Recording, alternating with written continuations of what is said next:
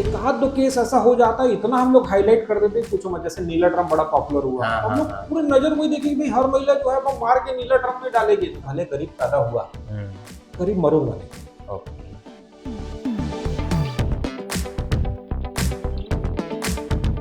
तो उसके बाद फिर किसी ने मुझे मतलब ऐसा फप्ती कस दिया कि तुम हिंदी मीडियम वाले नाली के कीड़े, तुम्हारी औकात क्या है, तुम लोग कुछ नहीं कर सकते।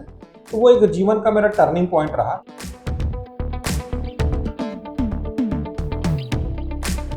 रिलेशनशिप, लव लाइफ, और इसके बारे में जैसा अभी सर ने कहा कि आप अगर इन चक्करों में पढ़ना चाहते हैं तो पहले आप अपना एक बेस बना लीजिए।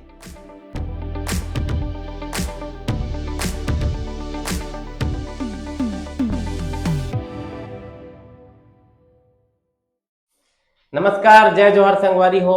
मैं सितेंद्र कुमार आप सभी का स्वागत करता हूँ मेरे YouTube channel SK info world में। और ये मेरी एक नई कहानी शुरू हो रही है। मैं पॉडकास्ट का चैनल में पॉडकास्ट वीडियो शूट करने जा रहा हूँ, जिसमें आप सभी का आशीर्वाद चाहिए। और आज मैं ऐसे शख्स के बारे में आप लोगों को बताना चाहूँगा जो हमारे छत्तीसगढ़ अंचल के ही हैं, और वो हमारे बहुत ही चहेते, हमारे छत्तीसगढ़ के भिलाई इस्पात नगर के नाम से जाना जाता है। वहाँ उन्होंने एक मिडिल क्लास फैमिली में जन्म लिए और उसके बाद उन्होंने इतना नाम कमाया कि आज वो एक बहुत इधर के सेलिब्रिटी माने जाते हैं। और उनकी लाइफ बहुत हटके है। हम उनसे, मैं पर्सनली उनसे मिलने के बाद मेरी लाइफ में बहुत चेंजेस आया, और हजारों स्टूडेंट जिनको उन्होंने पढ़ाया उन सभी के लाइफ में आप पूछेंगे तो वो सब के लाइफ में बहुत सारी चेंजेस के वो अकेले एक शख्स हैं जिनका नाम उनके लाइफ में लिया जाता है कि अगर उनको पूछा जाए कि वो किस शख्स से इंस्पायर हुए तो उनका नाम वो जरूर लेंगे। तो हम ऐसे शख्स के बारे में मैं आपको थोड़ा सा चीज बता दूं कि उन्होंने अपनी लाइफ में इंजीनियरिंग किया, उसके बाद वो इंग्लिश गुरु बन गए। तो एक आपने सुना होगा कि इंजीनियरिंग कर लो बेटा, उसके बाद तो आप कुछ भी बन सकते हैं। तो वो इंग्लिश गुरु बन गए, अकेले इकलौते इस एरिया के, छत्तीसगढ़ के मिडिल में वो रहते, लेकिन पूरे छत्तीसगढ़ के अलावा आसपास के बच्चे उनके पास आते हैं। तो उनके पर्सनालिटी तो मुझे बहुत अच्छी लगती है, सबको अच्छी लगती है। और उनके बारे में मैं और ज्यादा कुछ नहीं बोलूंगा, मैं सीधा उनको इनवाइट करना चाहता हूँ। हमारे जो आने वाले गेस्ट है उनका नाम है मिस्टर देवतीर्थ साहू, जो डॉक्टर की डिग्री उपाधि प्राप्त करने के बाद अब डॉक्टर देवतीर्थ साहू वो लिखते हैं। तो मैं उनका बहुत ही तहे दिल से स्वागत करता हूँ मेरे पॉडकास्ट चैनल में। तो मिलिए हमारे गेस्ट से, मिस्टर देवतीर्थ साहू जी से। तो हमारे देवतीर्थ साहू जी का मैं हमारे स्किन फॉरवर्ड के पॉडकास्ट चैनल में आपका स्वागत करता हूँ सर। मैं आपसे बहुत इंस्पायर हूँ, आपकी लाइफ मुझे बहुत इंस्पायर करती है। आपने इंजीनियरिंग की डिग्री हासिल करने के बाद आप देव स्पोकन इंग्लिश के नाम से आपने कोचिंग स्टार्ट किया और बहुत सक्सेस हुए उस जमाने में जब लोग इंग्लिश जाना नहीं करते थे। तो मैं ये जानना चाहता हूँ सबसे पहला सवाल कि देवतीर्थ साहू एक्चुअल में है कौन? आप मुझे शॉर्ट ब्रीफ में अपना ये जवाब दीजिए, एक्चुअल में देवतीर्थ साहू कौन है, ताकि हमारे ऑडियंस को पता चले। सबसे पहले बहुत बहुत धन्यवाद मुझे इनवाइट करने के लिए, और मेरे लिए सौभाग्य की बात है कि आप अपना पॉडकास्ट स्टार्ट कर रहे हैं और उसका उद्घाटन मेरे द्वारा हो रहा है, तो मैं इसके लिए बहुत कृतज्ञ हूँ। और सितेंद्र कुमार जो एक अच्छा काम कर रहे हैं, पॉडकास्ट के माध्यम से, वीडियोस के माध्यम से, रील्स के माध्यम से बच्चों को जागरूक कर रहे हैं। अंचल में एक ऐसा बीड़ा उठाए हुए हैं जिससे समाज में परिवर्तन आए, लोगों का करियर बन पाए और जीने की राह उनकी आसान हो पाए। तो इसके लिए मैं बहुत बहुत इनको मैं साधुवाद देता हूँ।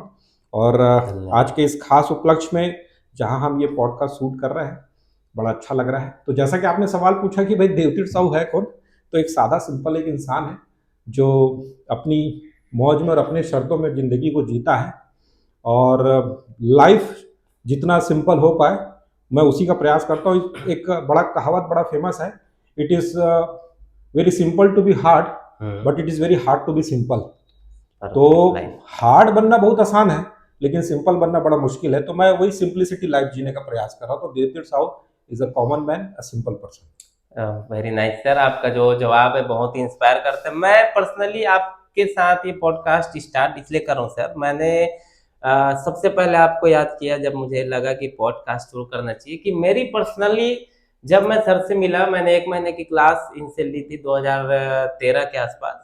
मैं लाइफ में ना एक तरह का मान लो बहुत ही इंट्रोवर्ट था सर। मैं आपके क्लास में और आपसे मिला, उसके बाद में मुझे बोलने का जो तरीका आया, तो ये ज्यादातर जितने लोग आपको कोचिंग में आके सुनते होंगे और आप स्टेज में जब जाते हैं, पैनलिस्ट हैं, आप बुक के एक राइटर है और भी बहुत सारी चीजें आप करते हैं, उसमें सारी चीजों में आप मास्टर है, तो ये मुझे बहुत ही इंस्पायर करता है कि एक मिडिल क्लास और एक छत्तीसगढ़ मतलब एक गांव का लड़का भी मैं बोल सकता हूँ।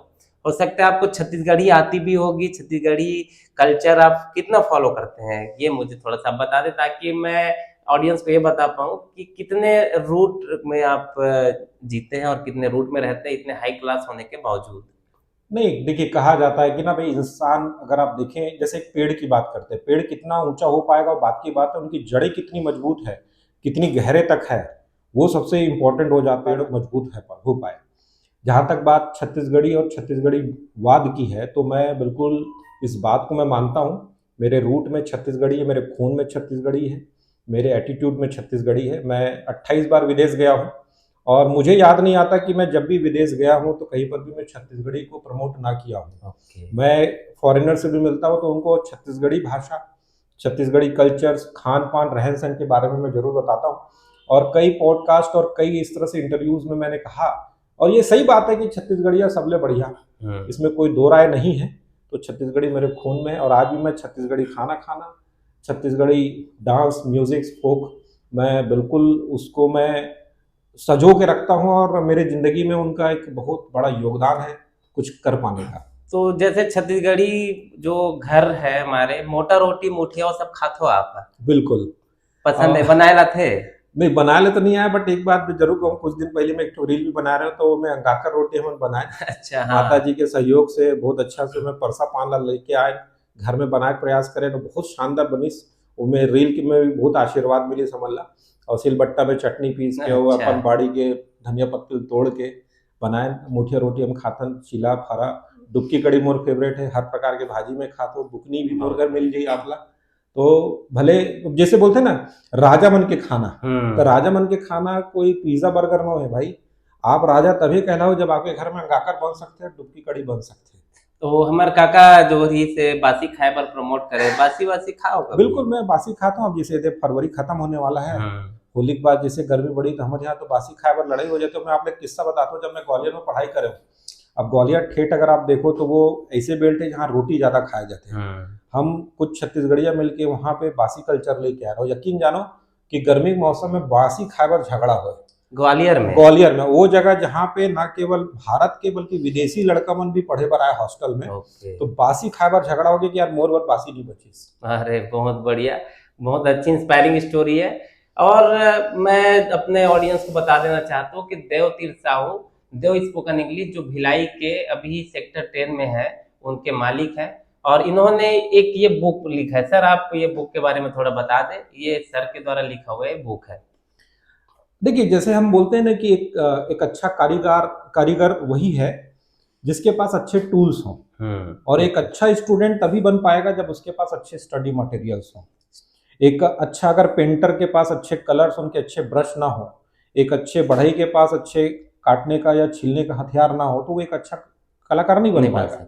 एक स्टूडेंट के पास एक अच्छी किताब होनी आवश्यक है। तो ये एक मैंने किताब लिखी है, माइंड योर इंग्लिश। भगवान के दया से, महाकाल की कृपा से ये अभी बेस्ट सेलर में है। लास्ट के करीब करीब 7-8 साल से, और इसको मुझे लिखने में करीब करीब मुझे 8 साल लगे। Oh my God. और ये किताब भारत की ऐसी पहली किताब है जिसको कॉपीराइट मिला है। जनरली क्या होता है कि लोग ना बुक में कॉपीराइट लिख देते हैं, लेकिन कॉपीराइट मिला नहीं रहता। ये कॉपीराइट तभी मिला है कि इसमें हर एक शब्द मेरे हैं। ओके। क्योंकि अगर आप कहीं से भी चोरी करके या कहीं कॉपी पेस्ट करेंगे तो वो आपको कॉपीराइट नहीं देगा। तो हर एक शब्द को मैंने अपने से लिखा। और इंग्लिश पढ़ाने का जो कार्य है, अगर आप देखें तो थोड़ा सा बोरिंग लगता है, क्योंकि अंग्रेजी जब भी इंसान सीखता है तो कभी मजे से नहीं सीखता। या तो उसके करियर में, उसके पर्सनालिटी में, उसके कहीं ना कहीं प्रमोशंस में दिक्कत आती है, तभी लोग अंग्रेजी सीखने का प्रयास करते हैं। तो जब अंग्रेजी सीखने का प्रयास होता है तो वो बड़ा बोरिंग हो जाता है, क्योंकि मजबूरी है। जब इंसान स्विमिंग के लिए जाता है, डांस क्लास के लिए जाता है, कुकिंग के लिए, तो उसको बड़ा मजा आता है। हमारे क्लास में बड़ा ये बोरिंग हो जाता है। तो हमने एक ऐसा किताब लिखने का प्रयास किया जो मनोरंजक हो। कहानियों के आधार पर हमने पूरा ग्रामर पढ़ाने का प्रयास किया। वोकैबुलरीज को भी हमने निमोनिक मेथड से, फिर ऐसे ऐसे सवाल, ज्वलन सवाल जो बच्चों के मन में आते हैं, उसको हमने इसमें लिया हुआ है। तो चित्रों के माध्यम से, कहानी के माध्यम से, लाइव एग्जाम्पल के माध्यम से हमने किताब लिखा है। और ये मेरा खुला चैलेंज है कि सारे बच्चों को मैं कहता हूँ कि जो बच्चे मेरे यहाँ पढ़ने आते हैं या खरीदते हैं, मेरा खुला चैलेंज है कि आप इसको मजाक में किसी जगह छोड़ दीजिए, किसी लाइब्रेरी में, क्लास में, मीटिंग में या ऑफिस में, और आप चुपके से देखिए। अगर कोई इंसान इसको उठा लिया और गलती से 2-3 पेज पढ़ लिया, मेरा चैलेंज खुला है, या तो आपसे खरीद लेगा या तो चोरी कर लेगा। ओके। और ऐसे कई बार हुए, बच्चे लोग ट्रायल पे उसको लाइब्रेरी में रखे और सही में चोरी हो गया। बहुत बढ़िया। तो सर के जो बुक के बारे में इन्होंने जो बताया, काफी 8 साल लगा इसको लिखने में, मतलब 8 साल की जो एक्सपीरियंस है, आप इस बुक को पढ़ के आप थोड़े दिन में ही आप सीख सकते हैं। तो सर के बारे में जो मैंने आपको कहा कि इंजीनियरिंग इन्होंने किया, उसके बाद ये इंजीनियरिंग के कामों को ना देख के ये टीचर बन गए, एक तरह के एक स्पोकन इंग्लिश क्लास खोली, तो एक टीचर है। तो आज हम एक मान के चलिए कि टीचर से बात कर रहे हैं। तो मैं सर जानना चाहता हूं कि आपने इंजीनियरिंग करी, उसके बाद ये फील्ड क्यों चुना? क्योंकि ज्यादातर घरों में, गाँव में, छत्तीसगढ़ में बोला जाता है कि आप इंजीनियरिंग कर लो बेटा, आपका लाइफ सेट है करके। तो जब इस फील्ड को आपने चुना तो घर वाले कुछ बोले नहीं इसमें? थोड़ा सा मैं इसको और पीछे लेके चलता हूँ ताकि हम बेहतर तरीके से समझ पाएं। मैंने कम से कम महीने में आज की डेट में 100 से 150 इंटरव्यूज दिए हैं। हर प्रकार के मैं कार्यक्रम में मैं जाता हूँ, चाहे वो जी न्यूज़ हो, IBC 24 हो, या और भी जितने भी प्रकार के, और कई सारे शिक्षण संस्थानों और करीब करीब सारे स्कूल में मेरा विजिट रहता है। मैंने एक बहुत बड़ी जो लूप होल पाया है, और वो स्कूली शिक्षा से ये इसकी शुरुआत होनी चाहिए। पहला तो ये है कि जीवन यापन करने के लिए हम अपना करियर का चुनाव किस प्रकार से करें। एक अच्छा टीचर बहुत अच्छा मैथ्स पढ़ा देता है, केमिस्ट्री पढ़ा देता है, साइंस पढ़ा देता है, लेकिन केवल केमिस्ट्री, फिजिक्स, मैथ्स पढ़ लेने से या क्लास 12 में आपने 80-90% मार्क्स लाए, इससे जीवन यापन नहीं चल पाएगा। करियर की बड़ी विडंबना है कि हम जब ग्रेजुएशन कर लेते फिर सोचते हैं कि हमें बनना क्या है। तो ये सबसे बड़ी समस्या। और दूसरा हेल्थ के बारे में हमें कोई बताने वाला नहीं कि भाई प्रोटीन क्या होता है, कार्ब्स क्या होता है, विटामिन्स क्या होता है, ये सब। ये 2 चीजों की सबसे बड़ी कमी मैं समझता हूँ। तीसरी जो सबसे बड़ी समस्या ये आ रही कि भेड़-चाल। समाज में जो चीज प्रचलन में है, तो माँ बाप भी चाहते हैं कि बच्चा जो है उसी पे ही चले। तो पढ़ाई में मैं थोड़ा अच्छा था, तो घर वाले ये बोले कि बच्चा जो है इंजीनियरिंग करेगा। उस समय इंजीनियरिंग और मेडिकल ही चलता था, तो मेरी इच्छा कभी थी नहीं कि मैं इंजीनियर बनूं। ओके। तो घर वालों के आप पहली बार बोल रहे हैं? नहीं, सत्य बता रहा हूं मैं। और हाँ, मैं शायद ऐसा हो सकता है कि इंटरव्यू में मैं पहली बार बता रहा हूँ कि मेरी इच्छा कभी भी इंजीनियर बनने की नहीं रही। अच्छा। तो मैं, वो आपने शायद 3 इडियट्स वाला मूवी देखा था, फरहान जो एक फोटोग्राफर बनना चाहता था और वो गलती से और दबाव में आ गया। सेम मेरे साथ भी वैसा है कि मैं कभी बचपन से इंजीनियर बनना ही नहीं चाह रहा था, लेकिन समाज के दबाव, घर के दबाव से ही मैं इंजीनियर बन गया। जब करियर की बात आई तो बहुत प्रयास किए, कुछ जगह नौकरी की भी बात चली, कुछ इंटरव्यूज में भी मैं गया, कुछ अनफॉर्चुनेट ऐसी सिचुएशंस आई कि मेरा नहीं हो पाया, उसमें मैं ज़्यादा चर्चा नहीं करना चाहता। फिर अंततः मैंने क्या किया, देखिए इसको थोड़ा सा अगर समझे तो शायद आपके ऑडियंस के लिए शायद थोड़ा सा आसान हो पाए कि जब इंसान किसी काम को मजे से करता है वो हॉबी कहलाता है, और उसको जब जुनून के हद तक करने लगे तो वो पैशन कहलाता है। बहुत किस्मत वाले होते हैं जो अपने पैशन को प्रोफेशन बना लेते हैं। हाँ, ये तो है। तो टीचिंग जो है मेरी हॉबी, मेरा पैशन और मेरा प्रोफेशन तीनों है। तो मैं अपने आप को बड़ा किस्मत वाला समझता हूँ। लेकिन एक मजेदार बात मैं आपको बता देता हूँ, टीचिंग मेरा प्रोफेशन और पैशन है, बट इंग्लिश नहीं है। अच्छा। मेरी एक्चुअल, अगर मैं मेरे से अगर कोई पूछे तो वो मैथमेटिक्स है, मेरे अंदर मैथ्स का कीड़ा है। ओके। तो अगर मैं शायद मैथ्स पढ़ा रहा होता तो शायद किसी और जगह पे होता, बट ठीक है, डेस्टिनी में जो लिखा है तो मैं इंग्लिश स्टार्ट। तो अभी भी आप इतने साल से इंग्लिश पढ़ा रहे हैं, मैथ्स अभी भी आपको आता है अच्छे से? देखिए, जो बेसिक चीजें वो आती है, बट मेरा ऐसा है कि अगर दोबारा अपने सारे इंजीनियरिंग के मैथमेटिक्स जो मैंने हायर मैथमेटिक्स 1 और 2 पढ़ा है, और अगर 11-12 खोल दूं, मेरे को ज्यादा नहीं 1-2 दिन लगेगा, मैं पूरा रिकॉल कर लूंगा। हाँ, ये नया चीज देव सर के चाहने वालों के लिए कि इनको मैथ्स काफी अच्छे से आता था, मैथ्स का कीड़ा था। बट इंग्लिश जब इन्होंने सिखाना शुरू किया तो आपको इंग्लिश फिर आसान लगने लगी, इसलिए सिखाने लगे कि क्या इसके पीछे कहानी, कहाँ से शुरू हुई इंग्लिश की के बारे में मैंने करीब करीब हर चैनल्स और इवन जो स्टॉक में मैंने बताया था कि मैं हिंदी मीडियम बैकग्राउंड से रहा, इंजीनियरिंग करने गया तो मुझे तो मंडे की भी स्पेलिंग नहीं पता थी। ये हाल मेरी थी हिंदी मीडियम की, जो आप अगर स्थिति देखें तो बहुत दयनीय। बट चूंकि पढ़ाई में अच्छे थे तो इंजीनियरिंग कॉलेज पहुंच गए। फिर उसके बाद जब मैं टीचिंग स्टार्ट किया तो मैं इलेक्ट्रिकल इलेक्ट्रॉनिक्स पढ़ाता था। अच्छा। हाँ, तो उसके बाद फिर किसी ने मुझे मतलब ऐसा फप्ती कस दिया कि तुम हिंदी मीडियम वाले नाली के कीड़े, तुम्हारी औकात क्या है, तुम लोग कुछ नहीं कर सकते। तो वो एक जीवन का मेरा टर्निंग पॉइंट, इनको जवाब देना है। तो उसके बाद फिर मैं इंग्लिश में आ गया कि ठीक है भाई, आपको लगता है कि हिंदी मीडियम वाले इंग्लिश नहीं बोल सकते, तो मैं इंग्लिश बोल के भी दिखाऊंगा, और ऐसे हजारों बच्चों को ट्रेन कर दूंगा जो आपके सामने इंग्लिश बोल के दिखाएंगे। तो वो 20, 22, 25 साल हो गए, मुझे याद नहीं, वो आज भी मैंने बीड़ा उठाया हुआ है उस व्यक्ति को जवाब देने के लिए। ये बहुत बहुत ही शानदार एक बात है कि एक हिंदी मीडियम स्टूडेंट जो है वो इंग्लिश बोलना नहीं, सिर्फ वो हजारों को सिखा चुका है और हजारों को सिखाना इनका इनका अभी बाकी है। जैसे इन्होंने बोला कि इन्होंने बीड़ा उठाया है, तो ये एक बहुत अच्छी बात, इंस्पायरिंग है कि अगर आपको कोई गलत बात बोलता है, आपको अगर कोई डिमोटिवेट करता है, तो आप अपना झगड़ा ना करें, है ना सर, उसको आप अपने सक्सेस से जवाब दें। ये एक बहुत ही शानदार स्टोरी है जिससे ये मोटिव निकलता है कि झगड़ा करने से शायद टाइम वेस्ट होता होगा। इस बारे में अब क्या राय है सर कि अगर कोई मुझे डिमोटिवेट करे, अभी जैसे यंगस्टर्स होते हैं उनको थोड़ा सा भी कुछ चिढ़ा दिया जाए या कुछ बोल दे, तो वो स्वीकार कर लेते हैं, हाँ यार मेरे अंदर होगी कमी करके।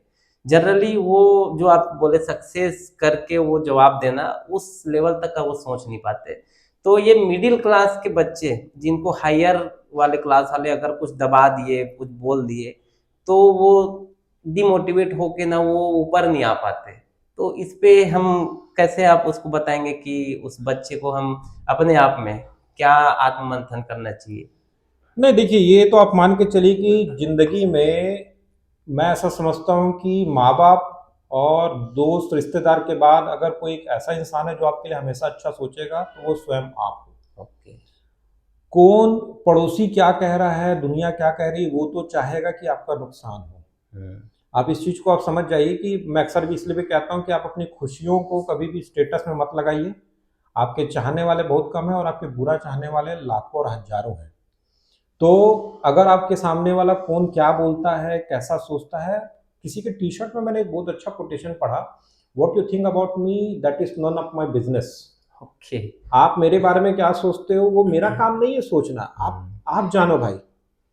तो आप अपने बारे में अगर कॉन्फिडेंट हैं, तो ना कोई आपको मोटिवेट ना आपको डिमोटिवेट। सबसे पहले आपको अपनी शक्ति और आपको अपनी क्षमता समझना पड़ेगा, और दूसरों से आपको ज्यादा प्रभावित होने की आवश्यकता नहीं। केवल आपको माँ बाप और अपने गुरु का सीखना है और उनको सुनना है। इसके अलावा दुनिया को कोई भी तीसरा इंसान कहता है या क्या कहता है, उससे फर्क नहीं पड़ना चाहिए। अब आप मुझे एक बात बताइए कि आपने स्टार्टिंग करी, आपको सक्सेस मिला, और आप सक्सेस को कैसे डिफाइन करते हैं? आपकी नज़र में कोई इंसान सक्सेसफुल है, वो अपने आप को कब माने? देखिए, ये तो बड़ा एक कॉन्सेप्चुअल और बड़ा डीप फिलोसफिकल वाली बात हो जाएगी, इसको समझा पाना बड़ा मुश्किल है। बट मेरे हिसाब से मैं ऐसा समझता हूँ कि जब आप हर क्षण इंजॉय करते हैं, आप हर अपॉर्चुनिटीज को पॉजिटिव लेते हैं, तो मैं समझता हूँ कि आप सक्सेसफुल हैं। कि जो काम आप कर रहे हैं, जिस परिस्थिति में आप हैं, वो उस चीज के लिए आप पहले से ही तैयार और प्रिपेयर्ड हैं, तो मैं समझता हूँ कि आप सफल हैं। अदरवाइज मैं आपको ऐसे कई एग्जांपल्स दूंगा जो करोड़पति अरबपति, उनको भी मैंने सॉरी टू से सुसाइड करते हुए देखा है, मैंने उनको ये न्यूज बड़ी हमने बात देखा है। है कि। तो भाई, अगर केवल पैसा ही सब कुछ है, घर अच्छा होना चाहिए, कार अच्छी है, अगर ये परिभाषा केवल सफलता की है, तो फिर ऐसे अमीर लोगों को मैं फिर सुसाइड करने की आवश्यकता नहीं। नहीं। सुशांत सिंह राजपूत की आप देखो, क्या चीज की कमी रही होगी उसके ऊपर। उसके पास अच्छा घर था, करियर था, गाड़ी थे, बैंक बैलेंस था, नाम था, लोग ऑटोग्राफ के लिए पागल थे, बट उसको भी सुसाइड करना पड़ा। और मैं ऐसे कई गरीब लोग को भी देखता हूँ कि एक छोटा सा रील आया था कि वो एक नया साइकिल लेके आता है, उसकी पूजा कर रहे हैं, और छोटा सा बच्चा उसके साथ नाच रहा है। तो क्या वो एक इंसान सफल नहीं है कि एक क्षण को वो एंजॉय कर रहा है? सक्सेस का जो मेरे हिसाब से, मैं भी एक छोटा सा चीज बताना चाहता हूँ कि जैसे कोई इंसान सक्सेसफुल कब माना जाएगा, जैसे अगर आपके पास पैसा है, हेल्थ नहीं है, या तो हेल्थ है तो पैसा नहीं है, पैसा है, हेल्थ है, आपकी मेंटल स्थिति ठीक नहीं है, मेंटल स्थिति ठीक ठीक है, पैसा है, मनी है, आपका सोशल लाइफ सही नहीं है, आपके दोस्त नहीं है, फैमिली में आपकी इज्जत नहीं है, कोई बुलाते नहीं है, अगर ये सारी चीजें हैं, तो आपको कोई और प्रॉब्लम है, तो कोई इंसान क्या ये सारे पार्ट्स में, सारी जगहों पे कोई सक्सेस हो सकता है क्या? सारी चीजें सब किसी भी इंसान का सारी चीजें सही है, ऐसा ऐसा है करीब पॉसिबल? करीब ये तो बड़ा इम्पॉसिबल लगता है, क्योंकि मैं ऐसा समझता हूँ कि लाइफ बड़ा अनप्रिडिक्टेबल है। अ, कब क्या घटना घट जाए नोबडी नोज। मैं छोटा सा एग्जांपल देना चाहता हूँ कि अ, मैं अपने भाई का बर्थडे सेलिब्रेट कर रहा था, छोटे वाले भाई का, ओके। 19 जुलाई। बहुत 18 जुलाई को हम रात को बहुत बढ़िया सेलिब्रेट किए, बर्थडे बनाए, केक काटे, सारा कुछ हुआ, बहुत बढ़िया हुआ, मस्त एंजॉय कर रहे थे। 19 तारीख सुबह वो उठ नहीं पाया और वो दुनिया से चला गया।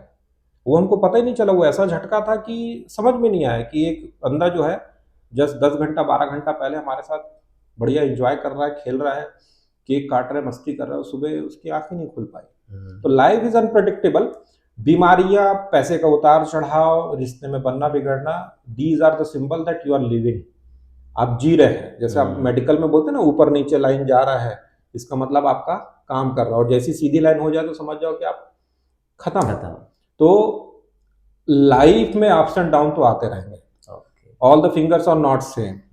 आज पैसा है, कल हो सकता है कम हो। आपके पास नाम शोहरत है, कल हो सकता है कम हो जाए। हेल्थ आज अच्छा चल रहा है, कल डायग्नोसिस किए कुछ बीमारी निकल आए। ये जिंदगी भर लगा रहेगा, लेकिन उसके बावजूद भी आप उस चीज को एक्सेप्ट करके और मूव ऑन करते हो और उस क्षण को आप बढ़िया से जीते हो, मैं समझता हूँ वही सफलता है।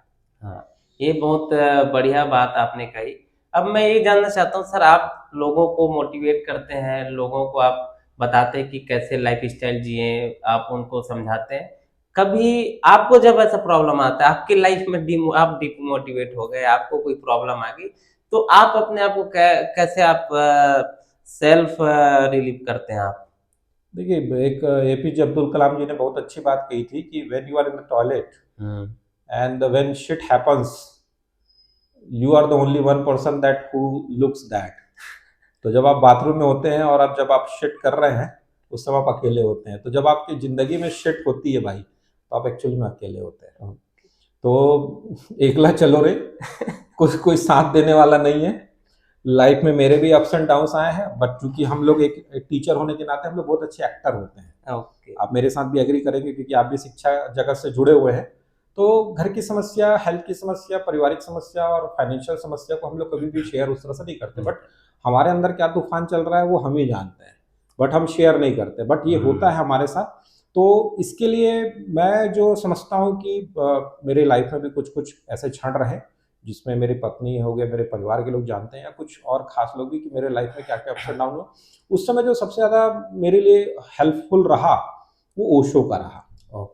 ओशो की मैं प्रवचन सुनता हूँ, उनके मेडिटेशंस करता हूँ, एस.एन. गोयनका जी के जो विपस्सना मेडिटेशन है, तो वो सब मैं करता हूँ, तो उससे मन शांत रहता है। और स्पिरिचुअलिज्म से भी मैं जुड़ा हुआ हूँ, महाकाल का मैं बहुत बड़ा भक्त हूँ। तो ये सब मुझे मतलब आपको ये बोलना चाह रहे हैं कि जब हम इन स्पिरिचुअल पावर से कनेक्ट होते हैं तो हमारे अंदर हमको वो पावर मिलता है। बिल्कुल। और एक डॉक्टर दिव्य कीर्ति जी का एक लाइन है कि एक जब हम इंसान, खासकर लड़के जब बड़े हो जाते हैं तो अंदर से लहूलुहान होते हैं, बोलते हैं। बिल्कुल। बाहर से हम एक्टर्स हैं, हम दिखाते खुशे करके, लेकिन एक लड़का, एक मर्द है, अगर वो 30-40 साल का एज तक का, तो वो लगभग लहूलुहान हो चुका था। उसका दिल जानता है कि उसके ऊपर क्या बीत रही, बट वो शो नहीं करता। अब हम सर के साथ मिले हैं, ये गुरु के साथ साथ मोटिवेशनल स्पीकर रहे हैं, इन्होंने काफी जगहों पे मोटिवेशनल क्लास लिए। तो लगभग सारे पार्ट्स जो हमारे लाइफ के होते हैं, लगभग सारे एज ग्रुप के साथ इनका मिलना जुलना है। हर उम्र के बच्चे, 10वीं के बाद से हाउसवाइफ तक के लोग आते होंगे सर आपकी क्लास में? मेरे यहाँ 6 साल से लेके 60 साल, 6 साल से लेकर 60 साल तक के इनके सारे, सबको आप बच्चे बोलते हैं? सब बेटा है, सब हमारे लिए बेटा है, हम उनके लिए गुरु हैं। तो सारे एज ग्रुप के साथ इनका जुड़ा रहना है और इनसे मिलते रहते हैं, उनके प्रॉब्लम्स को आपके साथ शेयर करते हैं हम लोग। बिल्कुल। और अगर ये प्रॉब्लम शेयर करते हैं तो आज हम इनके लाइफ में डीप डाइव करेंगे। हम इनको लगभग सारे जो इंसानों के एक एज ग्रुप में जो प्रॉब्लम्स आते हैं उसके रिलेटेड हम सवाल सर से पूछेंगे और जानने की कोशिश करेंगे कि इनकी राय क्या है। तो हमारा जो नेक्स्ट सवाल है वो कैरियर को लेके है सर। आज के डेट में कैरियर बनाना बड़ा मुश्किल हो गया, लोग सरकारी नौकरी के पीछे भाग रहे हैं। और आपने तो सरकारी नौकरी को आप किए नहीं किए, उसके ऊपर आपकी जो कहानी होगी वो आप हमसे भी शेयर करिए। और क्या कैरियर हमको आज के डेट में आने वाले जो मेरे ऑडियंस हैं उनको जो पता चले, अगर उनके अपने बच्चों के लिए भी करियर चूज करने का मौका मिले तो वो कैसे अपने पेरेंटिंग वो करे अपने बच्चों का, तो उस बारे में, करियर के बारे में कुछ बताएं।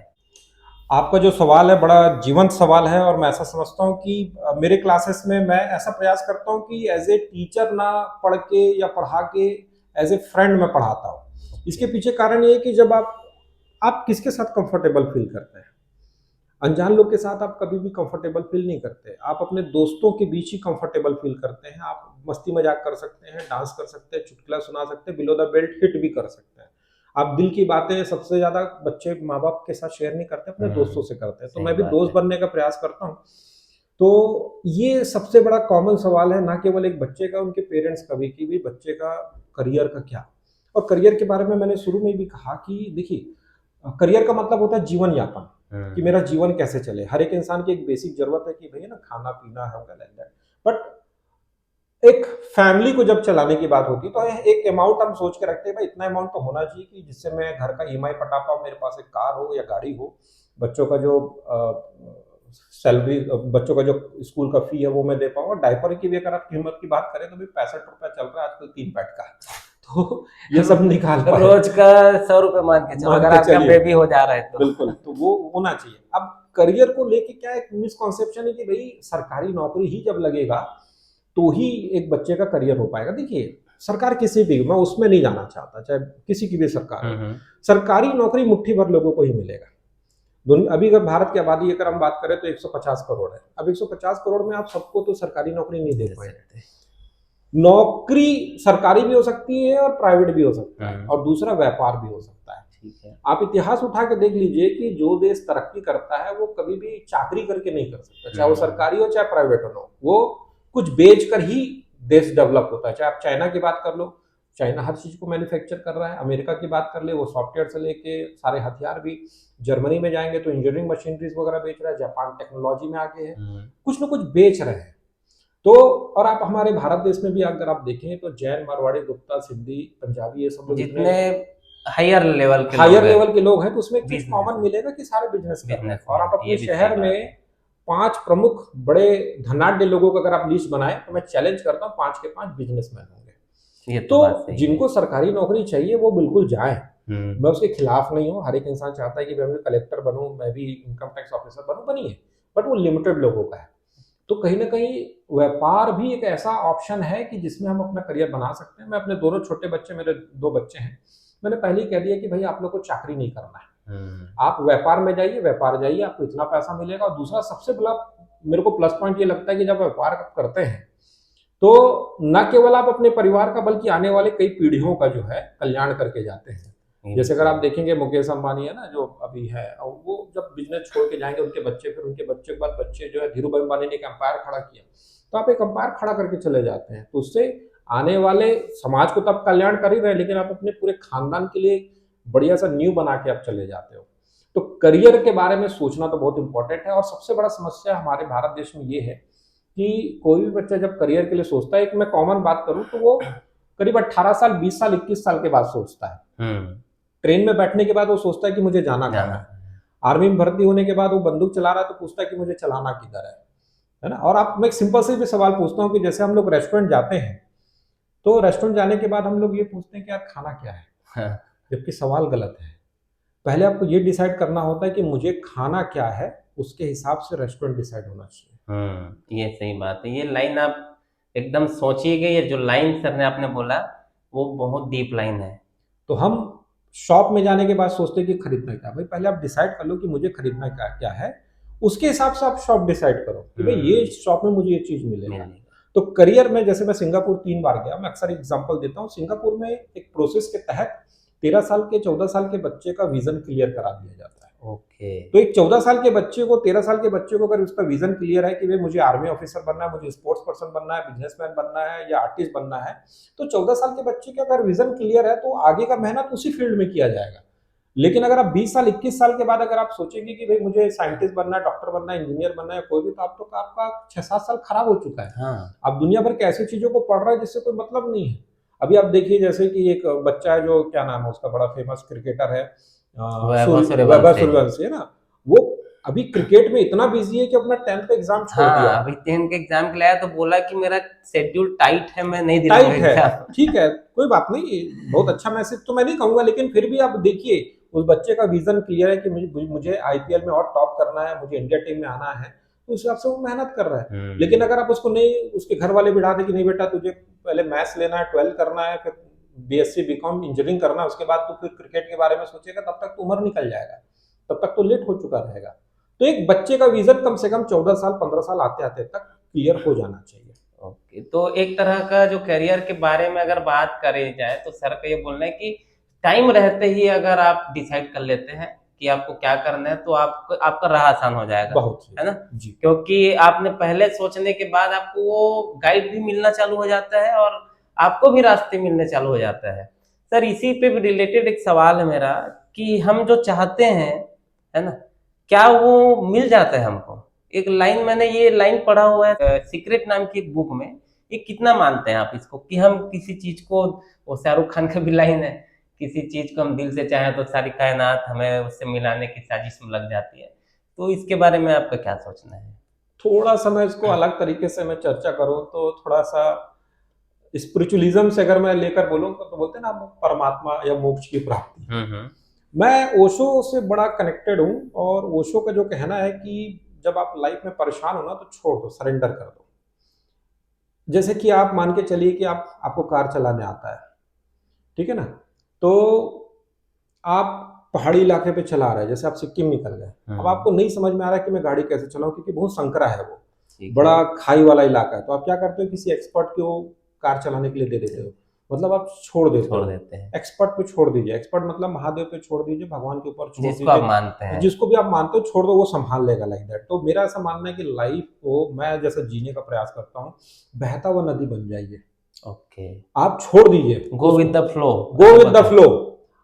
आप नदी की तरह बस बहना चालू कर दे, कहीं पे हो सकता है कल आप एक सरल धारा बन जाओ, कहीं पे हो सकता है कि आप तेज धार का रूप ले लो, कहीं झरना बन जाओ, कहीं शांत हो जाओ, कहीं पे भयंकर बन जाओ, और होने दो। अंततः क्या होता है, समुद्र वो आखिर समुद्र में मिल जाता है ना, आखिर मिल जाता है। बस आपको सतत चलते रहना है, जो परिस्थितियां आ रही हैं होने दो, सतत चलते रहेंगे, अंततः समुद्र तक आप मिल ही जाएंगे। तो आप बेसिकली ये बोलना चाहते हैं भगवान अगर जिंदगी दिया है तो पालने जुगाड़ नहीं वो नहीं, कर देगा? ऐसा नहीं है, आप छोड़ दीजिए, जैसा हो रहा है उसको एक्सेप्ट कीजिए, बिल्कुल टोटलिटी में, जिसको हम लोग बोलते हैं स्पिरिचुअलिज्म में, टोटलिटी जो जैसा है उसको आप एक्सेप्ट कीजिए, उसके आप अगेंस्ट नहीं जा सकते। अच्छा, चलिए सर, अभी ये तो हो गई हमारे करियर की बात। अब मैं थोड़ा सा ये जानना चाहता हूँ कि एक गरीब और एक जो बच्चा सपने लेके आता होगा आपके यहाँ भिलाई में, जब गांव से आता होगा, वो यहाँ की चमक धमक को देखता हो, यहाँ के जो लोग हैं वो मुंबई जाते होंगे, मुंबई के लोग दुबई जाते होंगे, तो वो मेंटेलिटी जब लेके आते हैं तो वो किस टाइप का सोचना, उसको वो जो सोच रहा है क्या वो गलत सोच रहा है, क्या वो ऐसा हुआ कि वो सोचेगा बाद में नहीं कर पाएगा तो वो बहुत ज्यादा स्ट्रेस में चले जाएगा, और स्ट्रेस का आजकल आप देख रहे हैं कि क्या क्या आउटकम्स आ रहे हैं, सुसाइडल अटेम्प्ट्स ज्यादा हो रहे हैं, है ना? और इसका जो इफेक्ट उनके करियर पे तो पड़ता है, लाइफ में भी पड़ता है, नशे की ओर चले जा रहे हैं सर बच्चे, पेरेंट्स बहुत ज्यादा चिंतित है इसको लेके, तो इसके बारे में आप क्या कहना चाहेंगे? इसको बहुत बड़ा मुद्दा है, इसमें चंद शब्दों या वाक्यों में समझा पाना थोड़ा सा मुश्किल है, बट ऐसा मैं मानता हूं कि अगर कोई गरीब बच्चा किसी बड़े शहर पे आ रहा है तो वो चकाचौंध को देखता है, अच्छी बात है, देखना चाहिए, चकाचौंध से प्रभावित होना चाहिए, और मन में एक प्रयास करे कि भाई मैं भले गरीब पैदा हुआ, गरीब मरूंगा नहीं, ओके, मैं गरीब नहीं ये मरूंगा। सारे गरीब अगर को सपना है तो वो सोचना चाहिए, सोचना चाहेंगे तो वो गरीब बेचारा सोच ही नहीं पाता है ओके, कि मेरे पास भी कार होगा, बंगलो होगा, मैं बड़ा इंसान बन सकता हूँ, मेरे पास भी लाखों का बैंक बैलेंस होगा, बेचारा सोच ही नहीं पाता, क्योंकि वैसा एटमॉस्फेयर मिला नहीं। तो ऐसा अगर वो सोचे तो बिल्कुल, अगर प्रयास करे तो एक महान इंसान बन सकता है, और चकाचौंध पे केवल प्रभावित नहीं होना है, उसको लक्ष्य बना के मेहनत करना चालू करे तो वो बिल्कुल वहां तक पहुंच सकता है। अच्छा, दूसरा सवाल आपने नशे का पूछा। नशे की तरफ बहकने का जो सबसे बड़ा कारण है, दो चीजें हैं, एक तो परिवार और दूसरा माहौल। इसमें परिवार भी इफेक्ट है, बहुत बड़ा इंपॉर्टेंट रोल प्ले करता है भाई, जैसा पेड़ है वैसा फल आएगा। तो हम पेरेंट्स को क्या लगता है, जैसे आज के डेट में मैं देखता हूँ कि पेरेंट्स भी बहुत प्रोफेशनल हो गए हैं और उनका एटीट्यूड भी बड़ा खतरनाक हो गया है। उनको ऐसा लगता है कि भाई हमने स्कूल में बच्चे को भेजा और हम बहुत अच्छा पेमेंट कर रहे हैं, या किसी कोचिंग में भी डाले और हमने पूरा पेमेंट किया, तो उनको ये लगता है कि हम एहसान कर दिए। अच्छा। हाँ, अब वो जाने भाई, वो तुम्हारा काम है कि तुम करो। नहीं भाई, ताली दोनों हाथ से बजता है। आप जब कुम्हार भी कोई एक घड़ा बनाता है तो दोनों हाथ को लेकर बनाता है, एक हाथ से नहीं बना पाता है। तो दोनों हाथ मतलब गुरु और माँ बाप, वो दोनों जब साथ देंगे तभी बच्चे का विकास हो पाएगा। जैसे मैं पीटीएम में गया था आज से 2 साल पहले, तो मैं जब अपने बच्चे के टीचर से मिला तो मैंने उनको कहा कि आपको मैं पूरी खुली छूट देता हूँ, आप जैसा चाहे मेरे बच्चे के साथ व्यवहार करें, जब लगे तो प्यार करें और जब लगे तो आप वार करें।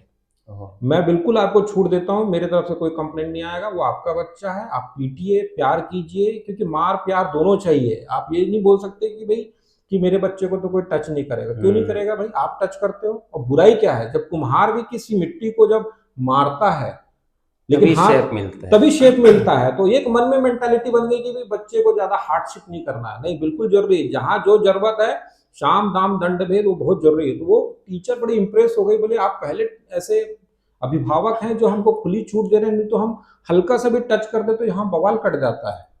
तो ये पेरेंट्स क्या सोच रहे हैं सर इस बात को लेके, अगर उसके बच्चे को कोई टच कर दिया, मार दिया, तो अभी जैसे हमारे टाइम पे हम तो बहुत मार खाए हैं, बहुत ज्यादा, है ना, तो उसका आउटकम हम देख पा रहे हैं अपने अंदर में बहुत, हम आज भी रेस्पेक्ट करते। तो चलो सरकार बैन कर दिया जो भी है, पेरेंट्स अपने आप में भी ये चीजों को क्यों नहीं समझ पा रहे हैं? वो ऐसे क्यों सोचते कि इसको मारेंगे तो ये क्या हो जाएगा, सोचते। मैं भी इस चीज को नहीं समझ पाया हूँ। इसके पीछे यही कारण है ना कि थोड़ा सा बाजारीकरण हुआ है।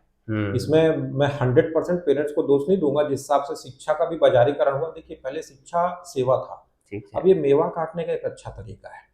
क्योंकि शिक्षा और मेडिकल से जो पैसे की अर्निंग आप देखते हैं बहुत तगड़े से हो रहा है। जो हम 200, 300, 500 रुपए पढ़ाई कर लेते हैं, या मैं अपनी इंजीनियरिंग की बात करूं, मैं 1,500 रुपए में पढ़ लेता हूँ। अच्छा। अब वो आज की डेट में 1.5 लाख रुपया पर ईयर जा रहा है। तो इतना जब हम पैसा दे रहे हैं तो पेरेंट्स के मन में भी एक सवाल आ जाता है, भाई इतना पैसा दिए हैं उसके बावजूद भी तुम कंप्लेन लेकर आए हो, है ना भाई। जैसे कि भाई हमने एक बहुत अच्छा कार खरीदा, बहुत महंगा कार खरीदा, तो हम उम्मीद करते हैं किसी प्रकार का फॉल्ट ना आए, तो हम ऐसा समझते हैं। बट चूंकि इंसान है टीचर्स, उनके अंदर भी बहुत प्रेशर रहता है। और बच्चे जो हैं वो कभी बताते नहीं है, वो बहुत बदमाश होते हैं। बहुत सारे बच्चे स्कूल में जाके, तो कुछ बच्चों की तो बिल्कुल होना चाहिए और डर होना चाहिए। बोलते ना, भय बिनु प्रीत कहाँ हुई। तो थोड़ा भय होना बहुत जरूरी। तो बच्चों में जब तक वो भय नहीं आएगा टीचर के प्रति, माँ बाप के प्रति, तो बदमाशी कर सकते हैं। तो वो एक नाजुक समय है। तो मैं ऐसा नहीं कहता केवल पीटना ही है, लेकिन प्यार और मार दोनों कॉम्बिनेशन बराबर चाहिए। ये आज के डेट में मिसिंग है। आज के डेट में भी अगर आप देखेंगे, छोटा बच्चा अगर कहीं गिर जाता है, वो मेरे बच्चे को लग गया, अरे थोड़ा लगने दो भाई, थोड़ा धूप में खेलने दो, थोड़ा पसीना आने दो, थोड़ा सर्दी लगने दो, थोड़ा सा दाएं बाएं खाना खाने दो, थोड़ा सा गंदा पानी पी लिया, ठीक है होगा। आप देखिए गांव के बच्चों को, आप देखिए जंगल में आप जाइए, कहीं का भी पानी पी लिए, कहीं भी खा लिए, वहां बीमारी ना के बराबर है। तो थोड़ा टफ बनने दो। मतलब जितना हम जरूरत से ज्यादा प्यार करेंगे तो वो हमको ही नुकसान एक टाइम पे देगा। मिक्स्ड है, मार और प्यार दोनों बराबर बैलेंस होना चाहिए। अभी के डेट में बाकी में पेरेंट्स ना बच्चों को लेके बहुत ज्यादा प्यार, एकदम नहीं नहीं नहीं ये मत करो, वो मत करो, ये हो जाएगा हो जाएगा।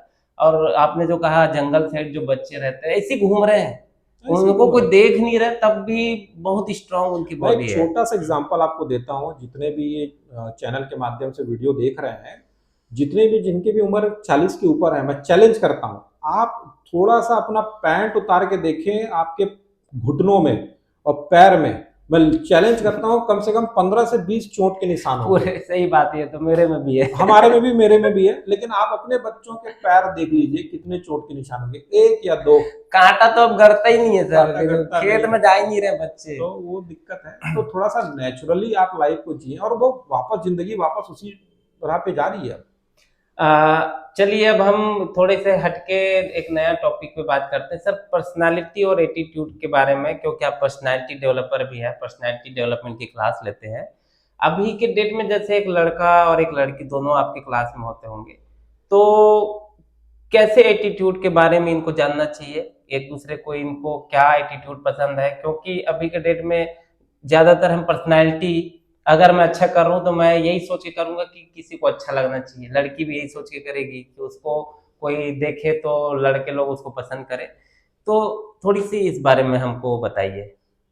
साइंस की भाषा में इसको समझे तो 13 साल 14 साल की उम्र में हार्मोनल चेंजेस होते हैं, ओके। और अपोजिट जेंडर में अट्रैक्शन एक नेचुरल बात है। हम्म। तो अगर अट्रैक्ट नहीं हो रहा है तो कुछ ना कुछ फिर सही में फिजिकल इश्यूज है।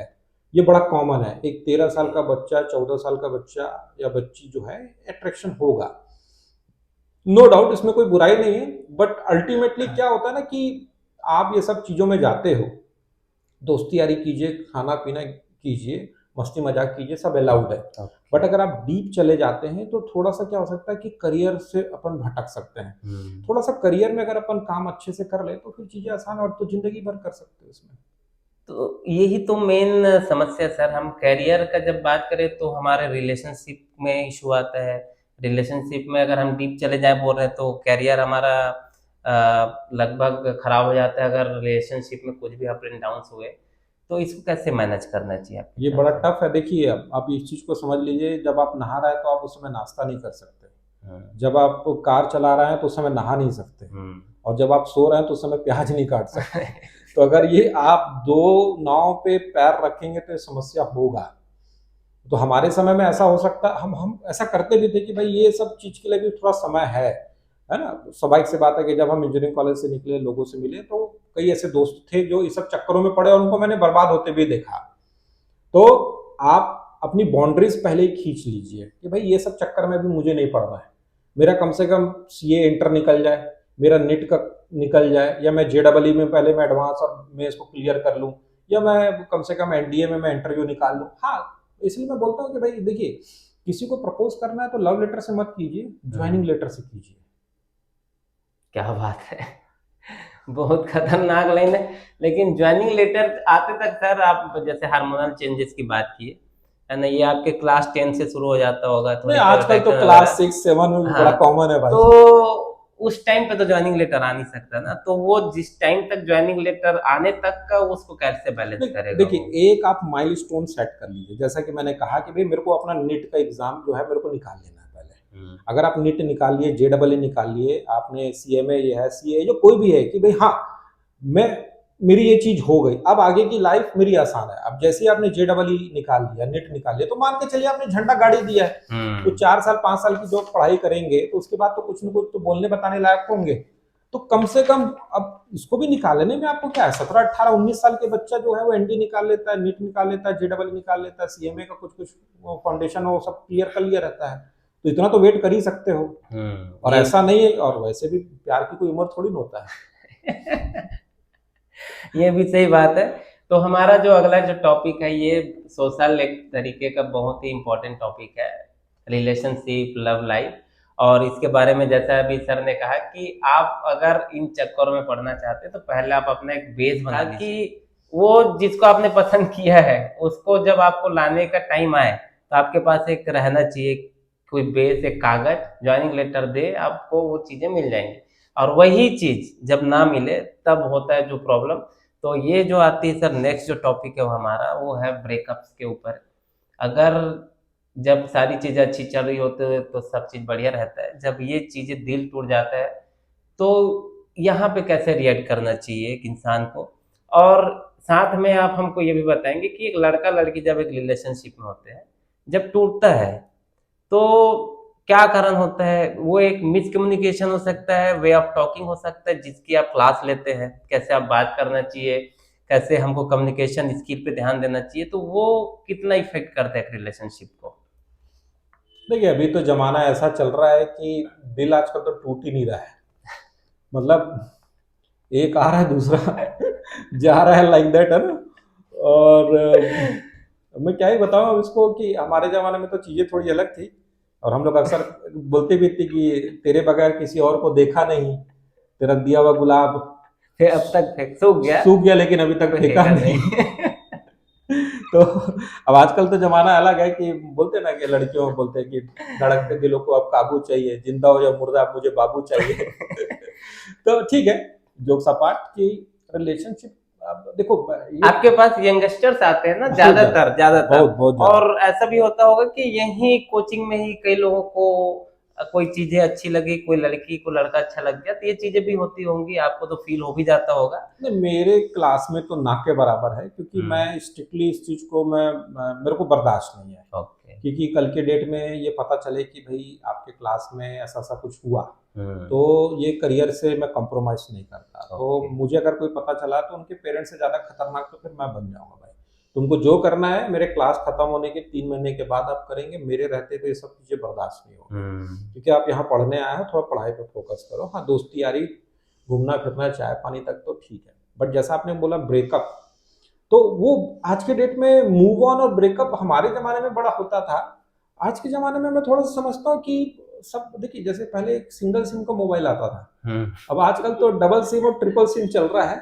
तो आप अगर आप देखेंगे तो बड़ा बड़ा ये मतलब क्या ही मैं बोलूं इसके लिए, कौन सा शब्द ऑकवर्ड है ये कि लॉयलिटी थोड़ा सा टफ है शब्द ये। हाँ, आप एक लड़के बोलो कि भाई आपकी गर्लफ्रेंड कौन है, तो वो सबके सामने बोलेगा XYZ। बट अगर आप उसकी चैटिंग पता करें तो पता चल रहा है कि भाई उसका नेटवर्क का जो एरिया बहुत बड़ा है और उसमें कई नेटवर्क कैच कर रहे हैं।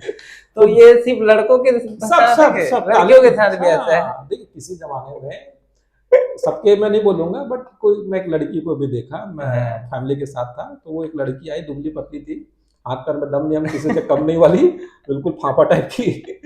उसके बाद 2-2 मोबाइल थे और कंपटीशन चल रहा था, तेरे कितने बॉयफ्रेंड? 2। अच्छी, मेरे 4। ये इसको अन्यथा नहीं लेना, हो सकता है कुछ लड़कियां बुरी मान जाए, मैं कुछ चंद लड़कियों की ऐसी बात कर रहा हूँ। ये कंपटीशन इसमें भी चल रहा है। आपको शायद याद होगा, आपने गेट टुगेदर रखा था सिविक सेंटर में, आपने एक सवाल पूछा कि कितने लड़कियों के मोबाइल में ना जिसके ज्यादा लड़कों के नंबर और फोटोज होंगे ना वो विनर होगा करके। तो 2 लड़कियां आई थी और एक के में 5 था, एक के में 4 था, तो 5 वाली जीत गई थी। तो मल्टीपल सिम का जमाना चल रहा है, तो सर सच्ची मोहब्बत जो बोलते हैं वो खत्म हो गई है, वैसा बोलना चाह रहे हैं। ये सोशल नेटवर्क के जमाने में आजकल जो है वो किस हद तक सही है किस हद तक गलत है मैं नहीं जानता, वो जनता के ऊपर अब छोड़ देते हैं। सच्चा मोहब्बत बड़ा मुश्किल है आज के डेट में। लड़कियां भी समझदार हो गई, लड़के भी समझदार हैं, तो बहुत ज्यादा कोई क्रेजी नहीं है किसी के लिए, क्योंकि ऑप्शंस हो गए। ऑप्शंस बहुत सारे हैं भाई। ऑप्शन है कि भाई चलो मुझे यहाँ पे बर्गर नहीं मिल रहा है तो कोई बात नहीं, पिज्जा तो है, चलो पिज्जा नहीं है तो इधर तो चाउमीन तो है ही। वो भी सही बात है। एक बहुत ही लोगों के मन में ये सवाल आता होगा, अगर आप शादी के बारे में बात करें, कपल्स के बारे में बात करें, तो ये मेरा पर्सनल सवाल है। बहुत लोगों के कपल्स के वीडियोस और फोटोस हमको रील में अभी देखने को मिलते हैं। सर एकदम खूबसूरत लड़की है ना, जिसके जब शादी होता है तो एकदम एवरेज लड़के के साथ शादी हो जाता है, और एकदम एकदम हैंडसम लड़का है तो उसकी वाइफ आप देखे होंगे तो एकदम एवरेज लुकिंग होती है। एक कुछ चीजों को, कुछ कपल्स को छोड़ के, जैसे सेलिब्रिटीज होते हैं, इनकी तो इनके ऊपर प्रेशर रहता है कि अगर वो एक बहुत ज्यादा हैंडसम लड़का है तो एक अच्छी हीरोइन के साथ वो शादी करे। लेकिन नॉर्मल लाइफ में हम देखते हैं, आप भी अपने कपल को देखे होंगे, ये ऐसा क्यों होता है? लड़कियां या लड़के जब शादी के टाइम ऐसा आता है तो वो क्या सोचने लग जाते हैं कि ये चीजें हो जाती है? देखिए, शादी एक जिंदगी का सबसे इम्पोर्टेंट एक्टिविटी है, और हिंदू मैथोलॉजी में तो हम केवल एक जन्म का नहीं, हम 7 जन्म का मान के चलते हैं। जब कोई लड़का या लड़की प्यार में होता है तो केवल प्यार में होता है। शादी एक अलग प्रकार का जीवन का क्रियाकलाप है जिसको आपको समझना पड़ेगा। तो जब हम शादी की बात करते हैं तो बहुत सारी रिस्पॉन्सिबिलिटीज आ जाती हैं। अब एक लड़की है तो वो जब शादी करती है तो वो केवल पत्नी नहीं कहलाती, वो किसी की बहू भी है, किसी की ननंद भी है, देरानी भी है, जेठानी भी है, भाभी भी है। अचानक से उसकी जिंदगी बदल जाती है। लेकिन आपने एक सवाल ये पूछा कि एक बहुत खूबसूरत लड़की है, उसको एक एवरेज लड़का या चुचुरू टाइप का लड़का मिल गया, लाइक दैट, या एक बहुत हैंडसम लड़का है, उसको एवरेज टाइप की लड़की मिल गई, ठीक है। तो आप ये समझिए कि शादी के लिए सबसे ज्यादा इंपॉर्टेंट क्या है। अब मैं आपसे ही पूछता हूँ कि आप भी एक शादीशुदा है और बहुत आपका एक खूबसूरत बच्चा भी है, आपको क्या लगता है कि जिंदगी शादी के लिए सबसे इंपॉर्टेंट क्या है कि आपकी लाइफ बहुत अच्छी चल पाए? अगर एकदम जब मैं मैच्योर होके, अगर मैं 30 साल या 28-30 साल का लड़का होता और तब मैं शादी के बारे में सोचता, तो मुझे एक समझदार लड़की सोचता मैं, है ना, दिखने में ठीक ठाक, लेकिन एक स्वस्थ बच्चे को मेरे पैदा कर पाए वो, और मेरी फैमिली का ख्याल रख पाए, उसके अंदर इतना हिम्मत रहे, ताकत रहे। मुझे अगर मैं कभी प्रेशर में आ जाऊं, कभी मैं गुस्से में आ जाऊं, तो मुझे संभाल पाए, मैं ऐसा कुछ मैं बहुत सोचता। बढ़िया। तो वही मैं कहना चाहता हूँ कि जब एक नया नया जो बच्चा होता है 14 15 16 साल का, तो वो रिलेशनशिप में आता है तो केवल चित्र देखता है, लुक्स देखता उस टाइम पे। चित्र देखता है, और जब शादी की बात करते हो तो चरित्र देखते हो। ओह आई सी। हम्म। तो चित्र और चरित्र में बहुत फर्क है।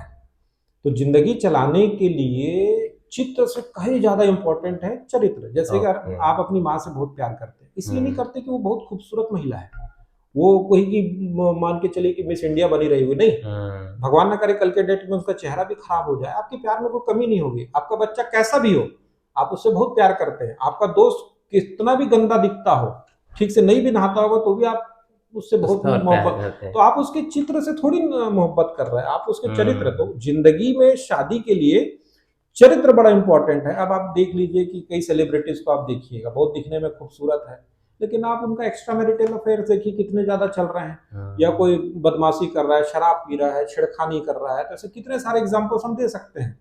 तो आपकी पत्नी बहुत चरित्रवान है, आपका पति चरित्रवान है, कुछ ज्यादा इंपॉर्टेंट है। चित्र तो कुछ समय के लिए रहेगा। एक सुंदर युवती से आपने शादी किया, 1 साल 2 साल तक बहुत सुंदर रही, मैं चैलेंज करता हूँ जैसे ही पहला बच्चा होगा, अगर नॉर्मल हुआ तो ठीक है, अगर सिजेरियन से अगर हो गया जो आजकल कॉमन है, तो मान के चलिए कि कमर का दर्द, बाल झड़ना, चेहरा में फिर और शरीर में मोटापा, फिर थायराइड्स की प्रॉब्लम, तो उसका शरीर कितना विकृत हो जाएगा। बट अगर उसका चित्र अभी भी आपके लिए केयर कर रही है, आपको हर सुख दुख में आपके साथ खड़ी है, आपके माँ बाप की सेवा कर रही है, और आपको क्या चाहिए। ये भी सही बात है। तो इसी के रिलेटेड एक कॉमन सवाल ये भी है कि अभी एक्स्ट्रा मैरिटल अफेयर की जरूरत क्यों पड़ रही है? लोग मतलब ये ट्रेन में है अभी, और अगर शादी हो गया, सब चीज अच्छा चल रहा है, तो कहाँ पे मिस हो रहा है? वो कपल के बीच में ऐसा क्या चीज नहीं हो रहा है जो एक लड़का या एक लड़की बाहर खोज रहा है? ये दोनों में हो रहा है कि दोनों, लड़का ही कर रहा है? दोनों दोनों में हो रहा है। दोनों। तो इसका रीजन क्या है? ऐसा क्या चीज मिसिंग है उनके लाइफ में जो वो बाहर खोज रहे हैं, इसके बेस पे? एक लाइन में बोलूंगा, मेरे से सब लोग एग्री करेंगे, ओके। लो अटेंशन, हाई टेम्पटेशन।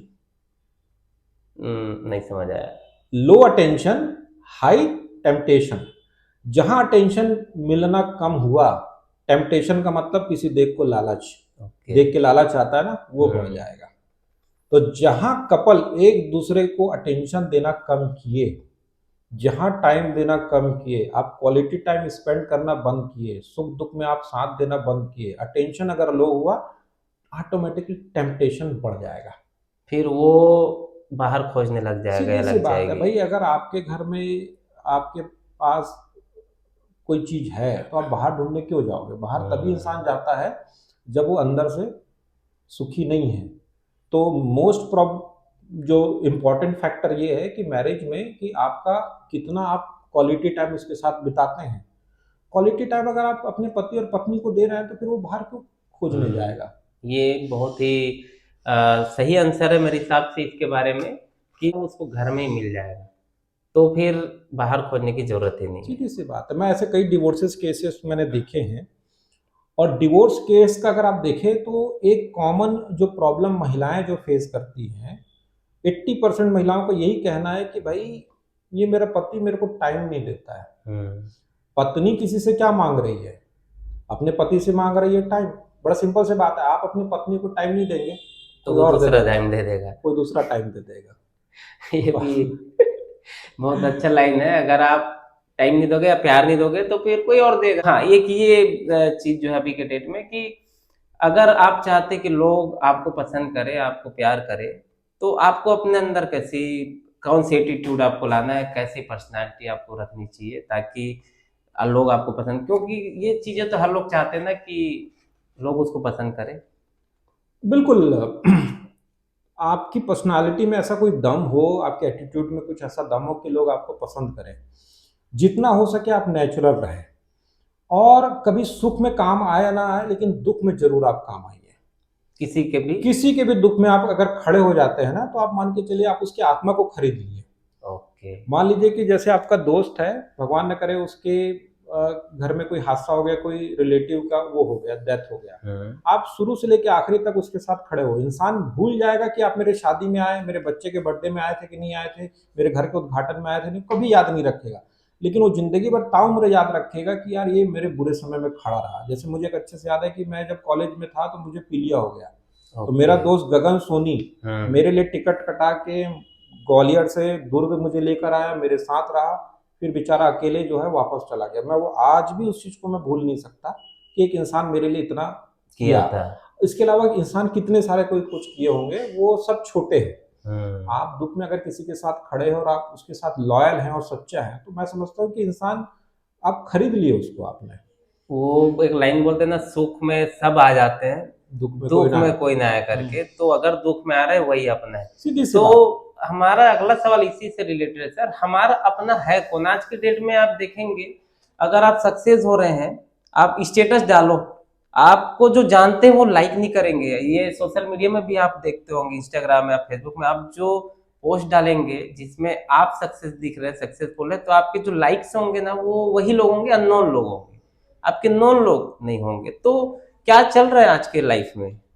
बड़ा किसी ने बहुत अच्छी बात कही कि लोग आपके शुभ चिंतक नहीं है, आपके शुभ के चिंता करने वाले लोग हैं, इसके साथ शुभ क्यों हो रहा है। तो ये फैक्ट है। देखिए ये प्रकृति है, मानव प्रकृति है कि जलन जो है ना वो बाय बर्थ लेकर लोग आते हैं। दो ही इंसान है जो आपके लिए हमेशा शुभ चिंतक रहेंगे, आपके माँ बाप और आपके गुरु। आपका माँ बाप ही ऐसा होगा जिसका सीना गर्व से चौड़ा हो जाएगा जब आप कोई झंडा गाड़ते हो, और आपका टीचर। इसके अलावा किसी की गारंटी नहीं है भाई। आपका सगा भाई भी हो सकता है कि गद्दारी कर दे, और ऐसे कई सारे एग्जांपल्स हमने, मैं ऐसा नहीं बोल रहा हूँ, मैं इसको जनरलाइज नहीं कर रहा हूँ, बट कई केसेस में हमने देखा है। और दोस्त भी अगर आप देखें तो इसलिए किसी ने बहुत अच्छा कहा कि जब भी आप कोई अच्छा काम करने वाले हो तो कभी बताओ मत, जब पहले कर लो फिर बताओ। हो सकता है कि इसके पहले कोई ना कोई उंगली करने वाला आ जाए। ये आप अभी रश्मिका मंदाना और देवरकोंडा के शादी में इन लोग शुरू से बोल रहे हैं कि हमारे बीच कुछ नहीं चल रहा है। ये लाइन जो है ना, ये इनके शादी को देख के मेरे समझ में आता है कि वाकई में अगर आप कोई चीज होने से पहले अगर आप सबको बता दो तो वो नहीं होता करके। नहीं, एक ह्यूमन मेंटालिटी है ये। लोग ना दूसरों का बुरा देखना चाहते हैं। मैं इसलिए मैं ऐसा बच्चों को भी मैं आपके चैनल के माध्यम से भी वो चीज मैं कहना चाहूंगा जो मैं अपने सारे स्टूडेंट को कहता हूँ, कभी भी सुबह उठ के न्यूज़पेपर मत पढ़िए। क्यों? बाकी तो सर वो 99% लोग सुबह उठ के न्यूज़पेपर पढ़ते हैं। मैं बोलता हूँ ये दुनिया का सबसे घटिया और वाहियात एक एक्टिविटी है, जो सुबह उठते ही चाय के प्याली के साथ आप पेपर पढ़ते हो। पेपर की खासियत है, पेपर जब आप पढ़ेंगे ना तो 99% न्यूज निगेटिविटी से भरा हुआ है। जैसी फ्रंट पेज होगा, कहीं हमला हो गया, कहीं कत्ल हो गया, किसी का रेप हो गया, कोई केस में फंस गया, फलाने की भाग गई, कोई गाड़ी पलट गया, 99% न्यूज नेगेटिव में भरा हुआ है। पॉजिटिव न्यूज कोई पसंद नहीं करना चाहता, कोई इनाम पा गया कहीं, अच्छा, वो नहीं, सब निगेटिविटी। लोग ही निगेटिव पढ़ना चाहते हैं साहब। आप रील देखिए, जो ज्यादातर रील वायरल होता है, आप जैसे अभी देखिए 50 सेट्स करके प्रोग्राम चल रहा है, या फिर आपने बिग बॉस, आप देखिए बिग बॉस क्यों पॉपुलर है, केवल उसमें झगड़ा हो रहा है, कंट्रोवर्सीज हो रहा है। जब तक आप कंट्रोवर्सीज नहीं करेंगे, झगड़ा नहीं करेंगे, आप पॉपुलर नहीं होंगे। और ये मैं बहुत सारे फिल्म स्टार से मैं मिला हुआ हूँ, और उनका बड़ा चौंकाने वाला तथ्य आता है। वो लोग बोलते हैं कि हमको कंट्रोवर्सी चाहिए।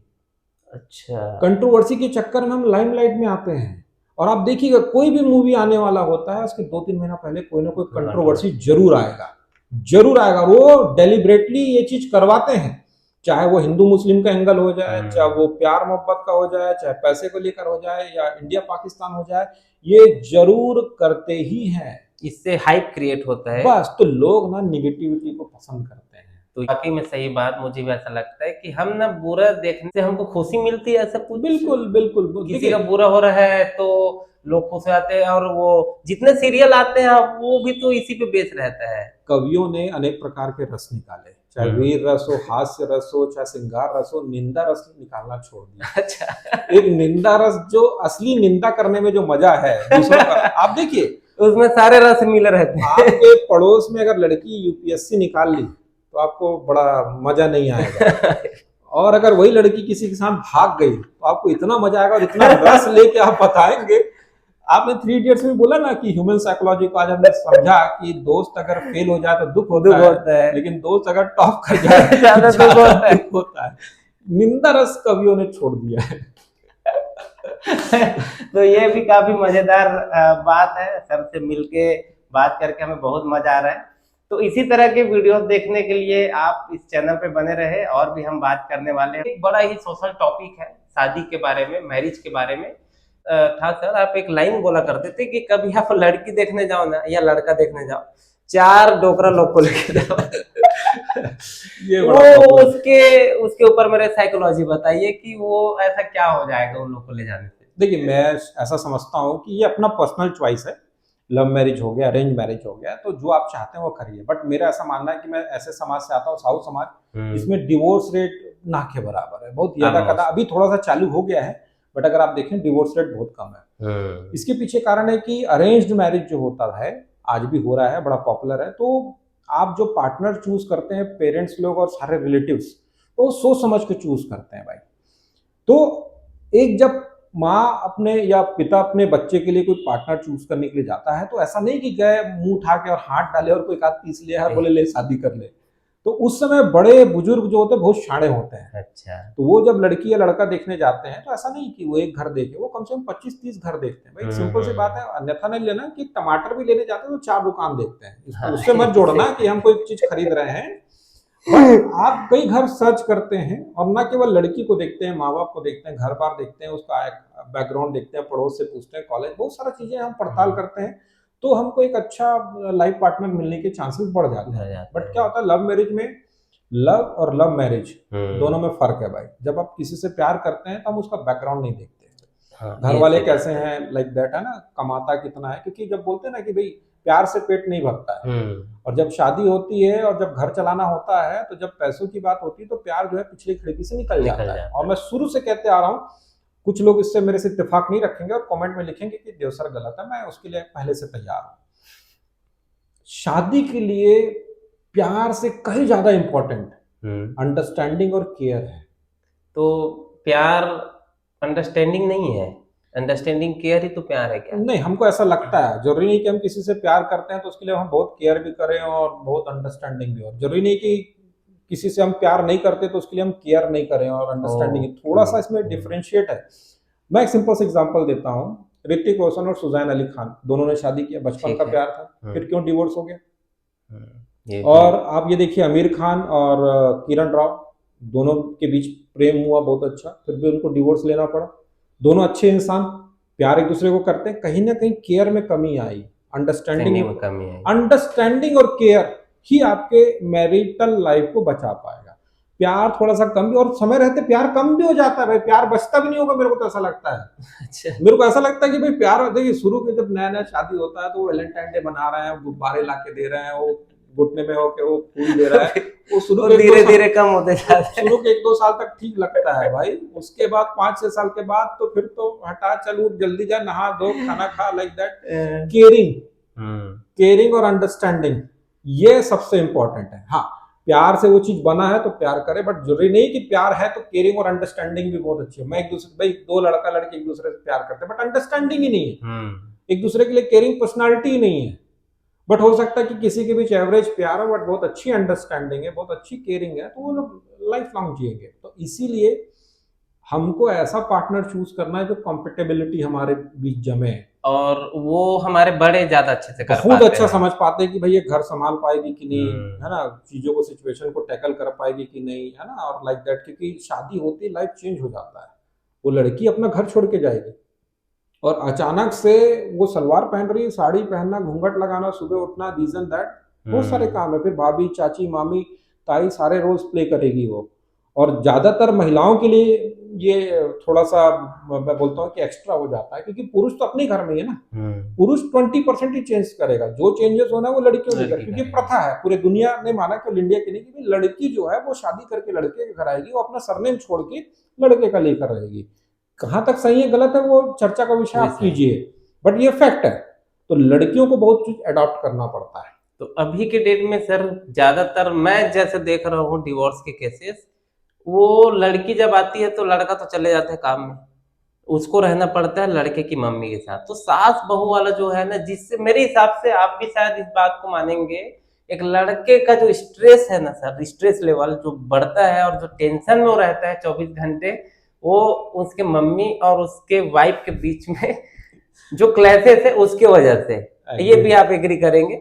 लड़का क्योंकि ना दिन भर खुश है तो दुनिया भर के काम कर लेगा, लेकिन टेंशन एक लड़की ही उसको दे सकती है। बाकी आप उसका हाथ काट दो, गला काट दो, लड़का रोएगा भी नहीं। तो एक लड़की की वजह से वो रोता है और एक फैमिली उस क्लैशेस की वजह से। तो इसको कैसे एक लड़का को मैनेज करना चाहिए?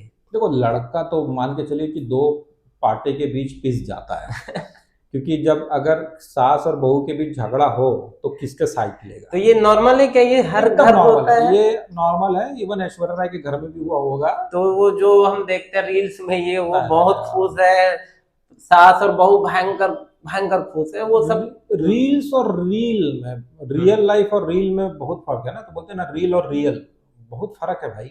जो आप देखते हो और उसके पीछे क्या होता है, उसके पीछे वो लोग रील बनाते समय कितने बार टेक, कितने बार रीटेक किए होंगे, नोबडी नोस लाइक दैट, है ना। तो ये होता है, ये फैक्ट है। तो हम बेहतर करने के चक्कर में क्या होता है, टेक रिटेक होता है, तो वो एक अलग है।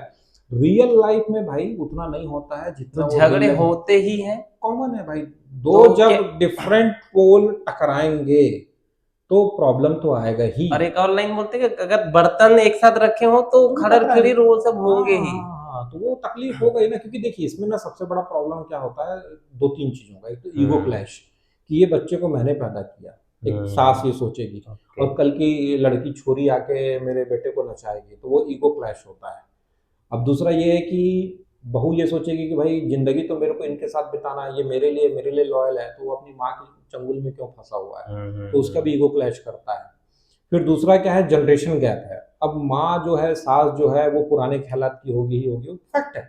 जनरेशन गैप में ये होना वो नहीं है। जो आज की बहू अपने आप को मॉडर्न बोल रही है, अब जो अल्फा जनरेशन वाले लोग जब शादी करेंगे, अब बीटा आने वाले हैं, तो उनका भी तो भाई मिलेनियल्स और ये जेनजी से तो फर्क पड़ेगा ही ना। तो जनरेशन गैप तो हमेशा रहेगा, लेकिन अभी तो बहुत ड्रास्टिकली चेंज हो गया है।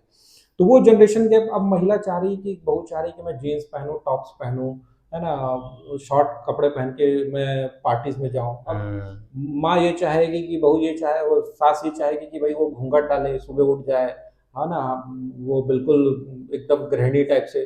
तो ये सब चीजें क्लैश होगा। इसका सिंपल सा सोल्यूशन है कि बैठ के डूज एंड डोंट अगर तैयार कर दिया जाए कि भाई आप इनको कभी भी इसके बारे में ना बोलें, और आप हमेशा इन चीज़ों को ऐसा करें, और उसी हिसाब से चलते रहें, तो चीज़ें थोड़ी सी आसान हो जाती है। डूज एंड डोंट पहले से क्लियर हो जाना चाहिए। तो ये इट टेक्स टाइम, इसमें थोड़ा सा टाइम लगता है, क्योंकि वो लोग ठीक ठाक टाइम लग जाता है इसको मैनेज करने में, ठीक ठाक टाइम लग जाता है। बट फॉर्चुनेट हूँ मैं इस चीज़ में कि मेरी माता जी और हमारे 3 बहू हैं, तो इसमें ना के बराबर क्लैश हुआ। माता जी ने फ्रीडम दिया कि जो आपको पहनना है वो पहनो, जो खाना है वो खाओ, जो पढ़ाई करना करो, और उसमें सपोर्ट भी की मेरी माता जी ने अपने बहुओं के लिए कि भाई पढ़ाई करना है तो करो, अच्छी बात है। और उस चीज़ का भी बहुओं ने भी ध्यान रखा कि भाई मेरी सास ऐसा बोल रही है, उनकी क्या डिमांड है, सुबह चाय पिला दें, 2 टाइम का नाश्ता करा दें, 2 टाइम का खाना खिला दें, ऐसा कर दें, बस, उससे ज़्यादा डिमांड है नहीं। तो लोग उनकी डिमांड पूरा कर देते हैं, इनकी डिमांड एक गिव एंड टेक। तो हमारे माताओं को भी इसको समझना चाहिए कि जो उनसे 20 साल छोटी अगर लड़की आ रही है उसके घर में, तो उसके भी सपने हैं, है ना, उसको भी कुछ अभी के ट्रेडिशन के हिसाब से कपड़े पहनने हैं, उसको भी मॉडर्न लगना है, तो इसको उनको एक्सेप्ट करना होगा। बिल्कुल। अब एक नया जो टॉपिक है, शादी करके बहुएं चली गई, अब आता है एक जो हस्बैंड और वाइफ के बीच में जो बातें होती है, और जो काम को लेके, जैसे एक लड़का सोचता है कि मैं काम करके आया हूं तो मैं आराम करूंगा, और वो काम करके आई है, एक लड़की है जो हमारा इंडियन सोसाइटी की लड़की खाना बनाएगी करके, तो उसके मन में क्या ऐसा आता होगा कि मैं ही क्यों खाना बनाऊं, अभी तो काम करके आई हूँ। फैक्ट 100% है, लेकिन वो एक मजबूरी के वजह से बनाती है बस वो खाना। देखिए, मैं बिल्कुल महिलाओं का पक्ष लूंगा। मैं महिलाओं का पक्ष लूंगा, क्योंकि देखिए, अगर महिला एक हाउसवाइफ है, हाउस मेकर है, तो घर का काम कर रही है। लेकिन जैसे ही वर्किंग लेडी बन जाती है, तो वो वर्किंग लेडी प्लस हाउसवाइफ दोनों बन जाती है। तो उनको वो लिबर्टी नहीं मिलता है कि भाई मैं बाहर से काम करके आ रही हूँ, तो मुझे अब लिबर्टी मिलना चाहिए कि भाई खाना वाना मैं नहीं पकाऊंगी। बट नहीं, वो 6 घंटा 8 घंटा स्कूल में पढ़ा के आ रही है, शाम को भी आएगी तो खाना पकाना ही पड़ेगा, बच्चा खिलाना ही पड़ेगा, ये फैक्ट है। तो पति उस केस में थोड़ा मदद कर दे तो आसान है, बट मैं अनफॉर्चुनेटली अगर मैं कहूँ, अपनी पत्नी से माफी मांगूंगा कि मैं उतना कभी साथ नहीं दे पाया। खुद आप साथ नहीं दे पा नहीं रहे दे हैं। पाया, मैं एक्ट कर, मैं उसको गलती को एक्सेप्ट करता हूँ कि मैं बहुत ज्यादा बच्चों को खिला भी तो नहीं पाया। इसका सोल्यूशन है कि अगर वो वर्किंग वुमन है तो हम लड़कों को उनका हेल्प करना हेल्प चाहिए। करना चाहिए। वो ये नहीं कहती कि भाई 100% तुम भी करो और मैं भी 100% छोड़ देती हूँ, बट कम से कम मुझे रात के खाने से तो कम से कम मुझे आप छुट्टी दो, जो सुबह के नाश्ते से। अब चूंकि हम दोनों कमा रहे हैं तो घर में एक हम मेड लगा सकते हैं कि भाई कम से कम वो थोड़ा आसान कर दे, थोड़ा सा हम एक आध तक कोई केयर टेकर की व्यवस्था कर लें कि चलो कम से कम ये सब चीजें हो जाए, तो छोटे छोटे काम जो अनवांटेड है कोई दूसरा भी कर सकता है, तो वो चीज किया जा सकता है। तो ये एक बहुत इंपॉर्टेंट बात है हमारे ऑडियंस के लिए। अगर आप मैं शादीशुदा हैं और दोनों के दोनों काम करते हैं तो आपको एक दूसरे का साथ देके चलना पड़ेगा, तभी वो लॉन्ग लाइफ जाएगा। सही। इसमें एक टॉपिक आता है कि सर लव है ना, ये शादी के बाद भी ये हमारा साथ नहीं छोड़ता, ये जो वर्ड है शादी से पहले, एक्चुअल में लव क्या है आपके हिसाब से? प्यार किसको बोलते हैं? आप किस किस कैसे डिफाइन करोगे उसको? प्यार के मामले में मैं थोड़ा सा अनाड़ी रहा हूँ क्योंकि मैं इस चक्कर में कभी पड़ा नहीं। अच्छा। सही में बता रहा हूँ कि स्कूल लाइफ में वो एक रहता है अट्रैक्शन, तो वो सब था। कॉलेज लाइफ में चाह के भी नहीं हो पाया क्योंकि पर्सनालिटी चोमू थी। अच्छा। हॉस्टलर थे तो ये सब चक्कर में पड़े नहीं, और लड़कियां भी कोई शकल न सूरत समझे हसीना वाला था तो ये सब चक्कर में पड़े नहीं। और मेरे साथ दुर्भाग्य रहा कि मेरे 3 दोस्त रहे, तीनों को मैं करीब करीब मरते हुए देखा। बच गए, बहुत अच्छी बात है। एक रेलवे पटरी की तरफ भागा था, एक चीटी पाउडर पी लिया था, लव के चक्कर में, लव चक्कर में, मतलब प्यार मोहब्बत के चक्कर में। तो मैं इतना दहशत में रहा हूँ। और इंजीनियरिंग कॉलेज से रहे हैं तो थोड़ा सा पर्सनालिटी ऐसी रही, टेक्निकल, मतलब खाओ को जाओ बत्ती बजाओ निकलो वाला रहा है, तो उस टाइप से चीजें रही। तो थोड़ा सा मैं लव को मैं समझता हूँ कि बहुत अच्छे से नहीं समझ पाया, और मैं थोड़ा दूरी रहा हूँ।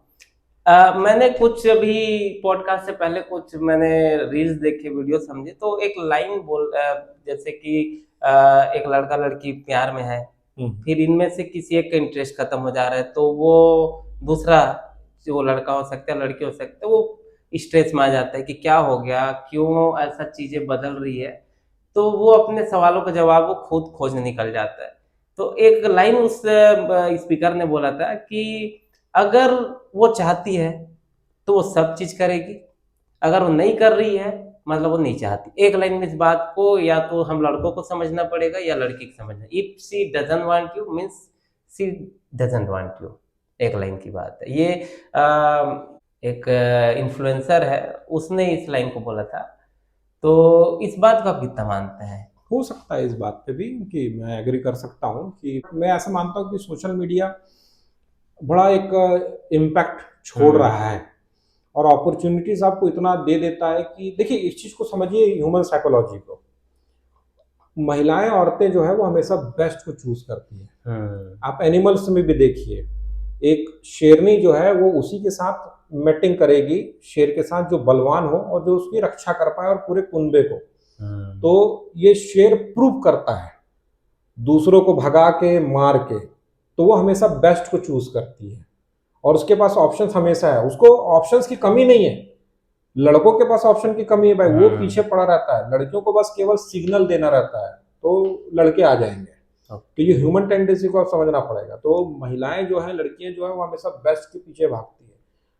शादी के पहले ये सब अलाउड है, बट शादी जब आप हो गया सोच समझ के लिए, आप 7 साल के बंधन के लिए, आप 7 जन्म के बंधन के लिए बन गए, तो उसके बाद फिर दाएं बाएं, फिर वो मैं समझता हूँ कि फिर वही बात है कि लो अटेंशन हाई टेम्पटेशन वाली बात हो जाती है। तो फिर वो मस्ती मजाक, और वो फिर बोलते ना बाहर की बिरयानी, और वो फिर सामाजिक रूप से गलत है। तो इसके पहले तक ठीक है। तो अभी हम सर के साथ एक रैपिड फायर गेम खेलेंगे। आप मैं 2-2 ऑप्शन दूंगा, आपको फटाफट, आपको बिना सोचे समझे आपको जवाब देना है। पैसा, पावर या प्यार? ऐसा प्यार जिसमें पैसा और पावर दोनों हो। ऐसा प्यार जिसमें पैसा और पावर दोनों हो ये कैसे पॉसिबल है सर? मतलब प्यार में पैसा और पावर कैसे हो सकता है? एक जैसे आप एक लड़का है तो एक लड़की के पास पावर रहे और पैसा रहे, ऐसा बोलना चाहते नहीं, हैं? देखिए अब प्यार तो आप अपने से नहीं करते ना, मतलब इन द सेंस का आप दूसरे की प्यार की बात कर रहे हैं। हाँ। तो मैं ऐसा समझता हूँ कि भाई पैसा पावर आपके पास है, प्यार आप ले लीजिए। ये भी बहुत बढ़िया। चलिए, इंजीनियरिंग के 4 साल आप गए, ग्वालियर में आपने पढ़े। आप मुझे बताएं कि आप लाइफ लेसन सबसे इम्पोर्टेंट अपने लाइफ के लिए क्या सीख के आप उस 4 साल में, एक लाइन में आप मुझे बताएं। उसमें मैंने एक ही चीज सीखा, घंटा फर्क नहीं पड़ता मेरे को, समाज क्या बोल रहा है, ये किसी नहीं का बोल। कोई क्या बोलता है मुझे कोई फर्क नहीं मतलब इंजीनियरिंग आपको ये चीज सिखा पड़ता। ये देता सिखा है दिया, कि आप हर तरह के सिचुएशन को आप संभाल लें। संभाल लो। ओके, तो खासकर ये चीजें मैं भी जानता हूँ। जैसे कोई इंजीनियरिंग किया हुआ लड़का या लड़की हो, एक नॉर्मल बीए बीएससी किया हुआ लड़का, इसमें काफी जमीन आसमान का बहुत अंतर फर्क होता है, बहुत ज्यादा। नहीं, इसमें इंजीनियरिंग का फर्क नहीं पड़ता। इंजीनियरिंग में जब आप हॉस्टल में रहते हैं और हॉस्टल की जब आप लाइफ जीते हैं और जब वहाँ रैगिंग होती है, मैं रैगिंग को टेक्निकली अनऑफिशियली सपोर्ट करता हूँ। दुनिया के नजर में ये क्राइम है, क्योंकि कई बार जरूरत से ज्यादा हो जाता है।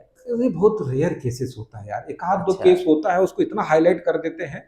आप किसी भी इंजीनियर से मिलिएगा, 99.99% इंजीनियर से बोलेगा, जो पुराने लोग हैं, जो मिलेनियल वाले लोग हैं, वो बोलेंगे भाई रैगिंग बहुत अच्छा है। और एक आध दो केस ऐसा हो जाता है, इतना हम लोग हाईलाइट कर देते हैं, पूछो मत। जैसे नीला ड्रम बड़ा पॉपुलर हुआ, हाँ, तो हम हाँ, लोग हाँ। पूरे नजर वही देखेंगे भाई, हर महिला जो है वो मार के नीला ड्रम, तुम्हारी पत्नी डाली ना, मेरी पत्नी डाली ना, मेरी माँ ने मेरे पिताजी को सही डाला। बात है। उसके बाद से नहीं सुनाई दिया ना ये केस ना, उससे हाँ, पहले नहीं, सुनाई लेकिन दिया इतना था। आपने हाईलाइटेड कर दिया, तो मैं समझता हूँ आध दो केस, 2 4 6 केसेस में ऐसे कुछ कुछ हुए होंगे कि जिसमें इतना, बट रैगिंग में एक एटीट्यूड हमको दे दिया जाता है भाई। ये भी सही बात है। तो ये आपने एक मूवी देखा होगा छिछोरे, हाँ, छिछोरे मूवी में आता है ना, वो एक लड़का रहता है कि वो उसको बोलता है कि मुझे आपका हेल्प चाहिए, अपना एक फादर आता है काले रंग का, बोले क्या, तो बोले नहीं नहीं रैगिंग नहीं लेगा, नहीं आप, मैं चाहता हूँ रैगिंग ले, दिन भर ये मम्मी मम्मी करते रहता, आप संटी मार मार के इसको सांड बना दो, तो उसका नाम भी मम्मी रख दिया रहता है। तो वो बाद में फिर देखते हैं कि वो चेंज होता है ड्रास्टिकली। तो जब हमको हथौड़ा पड़ेगा तभी हम सेफ लेंगे, हमारी लाइफ सेफ लेगी। तो ये जरूरी है। और आपको जिंदगी में अगर आपकी लाइफ में ऐसे कोई व्यक्ति आपको मिल रहा है जो आपको इस हार्ड सिचुएशन में डाल रहा है, तो आप उसके थैंकफुल रहे। जैसे कई दोस्त हमको कहीं ऐसे जगह लेके चले जाते हैं, जैसे एक टाइम की बात है, 12 बजे शमशान घाट लेके चले गए, वो डर तो लगा लेकिन उसके बाद नहीं लगा। फिर अभी के डेट में ऐसा है कि डर ही नहीं लग रहा है किसी डर नहीं चीज लग से। रहा है। तो अगर मुझे वो जगह पे नहीं जाया रहता तो हो सकता है वो आप कभी इसको ऐसे भी समझ लीजिए कि चलो रैगिंग एक थोड़ा सा क्रिमिनल समझ लेते हैं।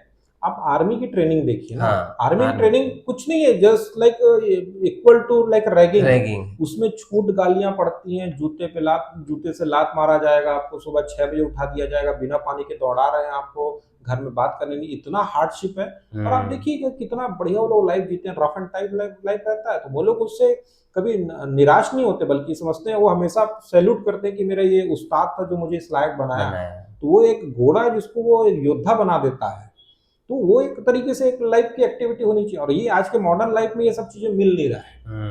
हार्डशिप हम देख ही नहीं पा रहे हैं, इस वजह से अभी अच्छी पर्सनैलिटी के लोग नहीं मिल रहे हैं, नहीं मिल पा रहे है ना। आप अपने कोचिंग के लिए आप खोजते होंगे कोई ढंग के पर्सनैलिटी, आपको क्या बोलते हैं, रेयर मिलता होगा, बहुत मुश्किल मिलता है। सब आज के डेट में इतना आराम चाहते हैं कि उनको सबको लगता है कि सब चीजें आराम से मिल जाए, बट लाइफ में देखिए बीमारी ही आपको आराम से मिलेगा। आप आराम से रहेंगे, कुछ नहीं कर रहे तो बीमारी आएगी। बोलते ना, दुख एक बाढ़ के पानी की तरह है कि सुबह उठे देखे बाढ़ आ गया, भड़बड़ा के आपके पास पानी आ गया। सुख कुएं के पानी की तरह होता है, जिसको पाने के लिए जतन करना पड़ता है। ये भी सही बात तो है। जब तक जतन नहीं करेंगे, वो हार्डशिप को नहीं देखेंगे, तो चीजें मिलेंगी कहाँ से। अब मुझे नया क्वेश्चन है रैपिड फायर का, कि मॉडर्न रिलेशनशिप जो अभी के डेट में चल रहा है, सिचुएशनशिप, सबसे बड़ा झूठ क्या है जो एक लड़का लड़की को बोल रहा है, एक लड़की लड़का को बोल रहा है? मेरा वाला ऐसा नहीं है। तो मेरा वाला अलग है। मेरा वाला अलग है, मेरा वाला ऐसा नहीं है, मेरा वाला अलग है। और दूसरा, मैं किसी और से बात नहीं करती या बात करता।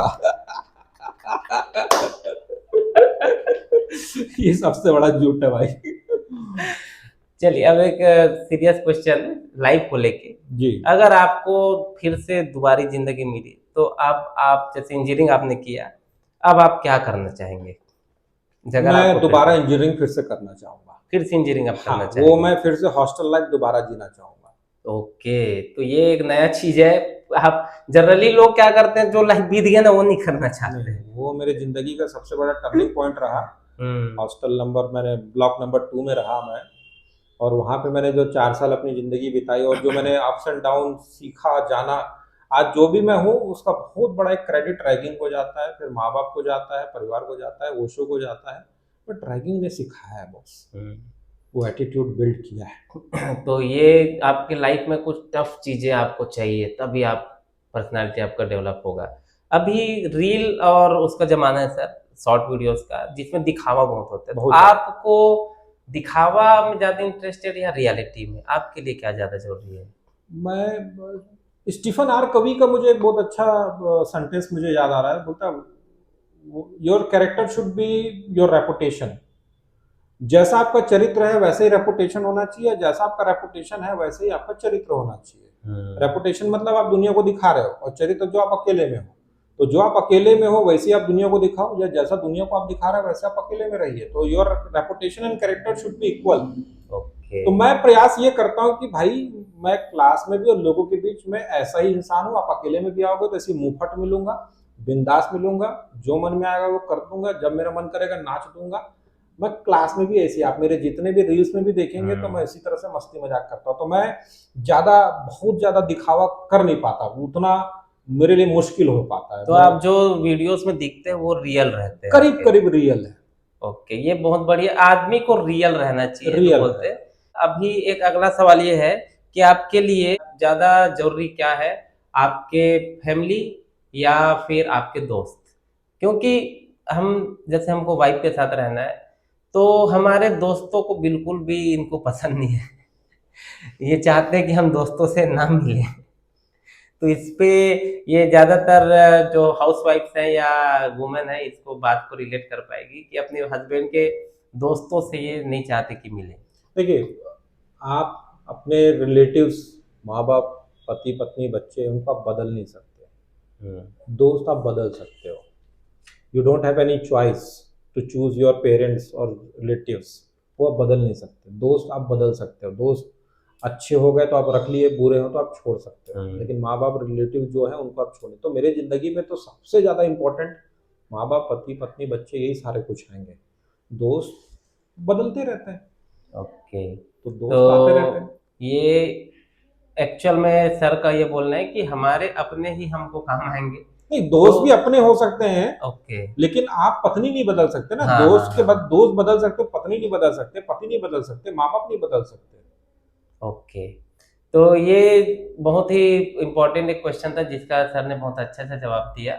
तो फिर आज का ये जो पॉडकास्ट है हमारा, सर से हमको बहुत कुछ सीखने को मिला। हमने जिंदगी के लगभग सारे पड़ाव के बारे में हमने बात किया, करियर से लेके लव लाइफ हो गई, उसके बाद मैरिज के बारे में हो गया, हमको अपने लाइफ में क्या चेंजेस लानी चाहिए, एटीट्यूड, पर्सनालिटी, इनके भी हमने बारे में बात किया। तो हम आज सर का तहे दिल से हम थैंक यू बोलते हैं कि इन्होंने अपने बिजी शेड्यूल से, अपने क्लासेस को छोड़ के, फैमिली टाइम को छोड़ के इन्होंने हमको टाइम दिया। इसके लिए हम आपका बहुत बहुत शुक्रगुजार करते हैं। अपने ऑडियंस के तरफ से भी मैं आपको थैंक यू बोलना चाहूँगा कि आपने बहुत अच्छे से हमारे सवालों के जवाब दिए, और आपसे बहुत कुछ सीखने को मिलता रहेगा। और इसी शुभकामना के साथ सर मैं आपसे विदा लेना चाहता हूँ। आप मेरे शो में आए और हमारे शो का आपने चार चांद किया, इसके लिए मैं आपको बहुत बहुत थैंक यू बोलना चाहता हूँ। Thank you so much. हमारे सर का जो कोचिंग क्लास है स्पोकन इंग्लिश, आपको जोनल मार्केट सेक्टर 10 में मिल जाएगा। सर आप अपने कोचिंग के बारे में कुछ बताना चाहे? मैं डॉक्टर देवतीर साहू इंग्लिश में लोगों को सिखाने का प्रयास कर रहा हूँ। 23-24 साल हो गए।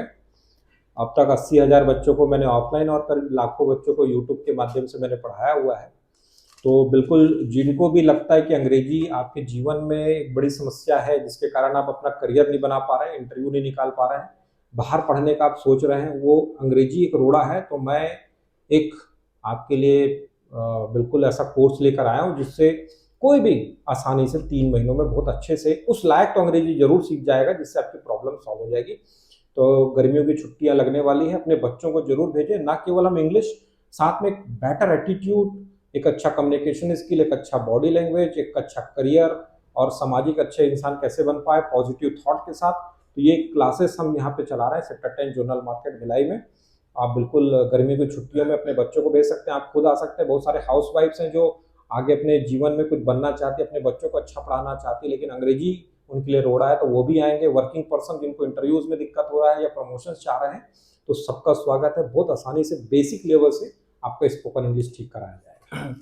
ये बात आप भी जानते होंगे कि छत्तीसगढ़ में खासकर सबसे बड़ा प्रॉब्लम जो बच्चों का है वो इंग्लिश है। इंग्लिश आप अभी भी देखेंगे सर, इंजीनियरिंग अगर करके भी निकल रहा है, इंग्लिश मीडियम स्कूल से कॉलेज से भी होके निकल रहे ना, वो लिखना जानता है बट वो बोल नहीं पाता। इसका हमारे ऑडियंस को आप बता देंगे कि मेन प्रॉब्लम कहाँ पे आ रहा है?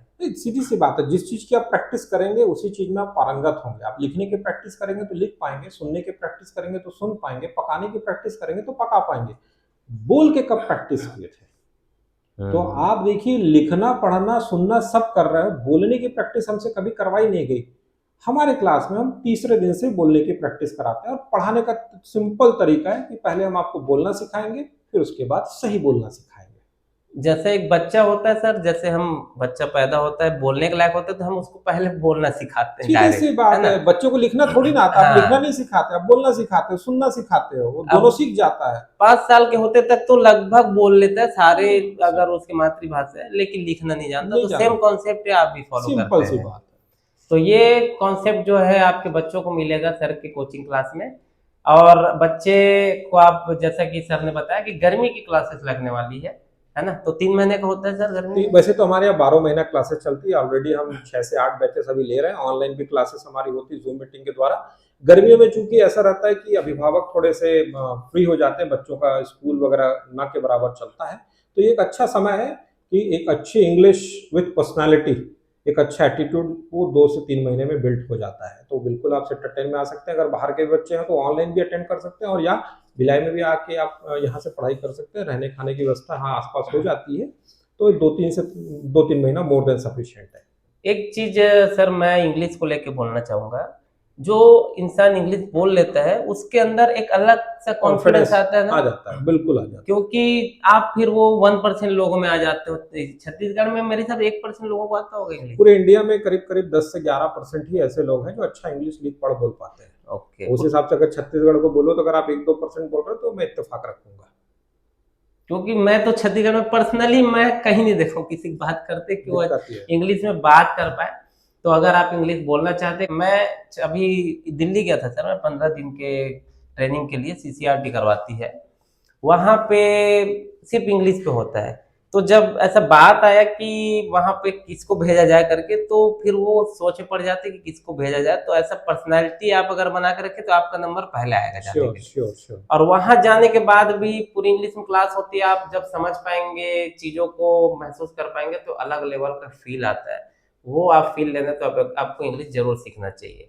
तो चलिए, अगर आपको मेरा ये वीडियो हमारे सर के साथ अगर आपको अच्छा लगा तो कमेंट करके बताएंगे कि आपको कौन से टॉपिक का जो सर का जवाब है वो अच्छा लगा। हम कभी एपिसोड 2 और बनाएंगे सर आपको लेके, उसमें कुछ और नए टॉपिक्स, कुछ हट के टॉपिक्स लेंगे, क्योंकि वीडियो बहुत लंबी हो जाएगी। हम सारी चीजों पे बात करेंगे आपसे। हम कभी और समय चाहेंगे, हम उम्मीद करते हैं कि आप तब भी हमें समय देंगे, जब भी जैसे कि आपने अभी हमें दिया। तो ये पॉडकास्ट जो वीडियो है आपको कैसा लगा दोस्तों, ये आप मुझे जरूर बताएं। और हम और भी ऐसे शख्स को जो बहुत से अपने एरिया में पारंगत हैं, सेलिब्रिटी हैं, बहुत फेमस है, उनके लाइफस्टाइल कैसी है, उनके बारे में उसके डीप डाइव करेंगे, वो क्या सोचते हैं, कैसा करते हैं, ताकि आपको अपने लाइफ में उसको फॉलो करके उस मुकाम हासिल करने में आपको हेल्प मिले। तो फिर चलिए मिलते हैं नए एपिसोड में नए लोगों के साथ। तब तक आप चैनल को लाइक कीजिए, शेयर कीजिए, सब्सक्राइब कीजिए और सपोर्ट कीजिए। मिलते हैं नए वीडियो में। थैंक यू वेरी मच, धन्यवाद।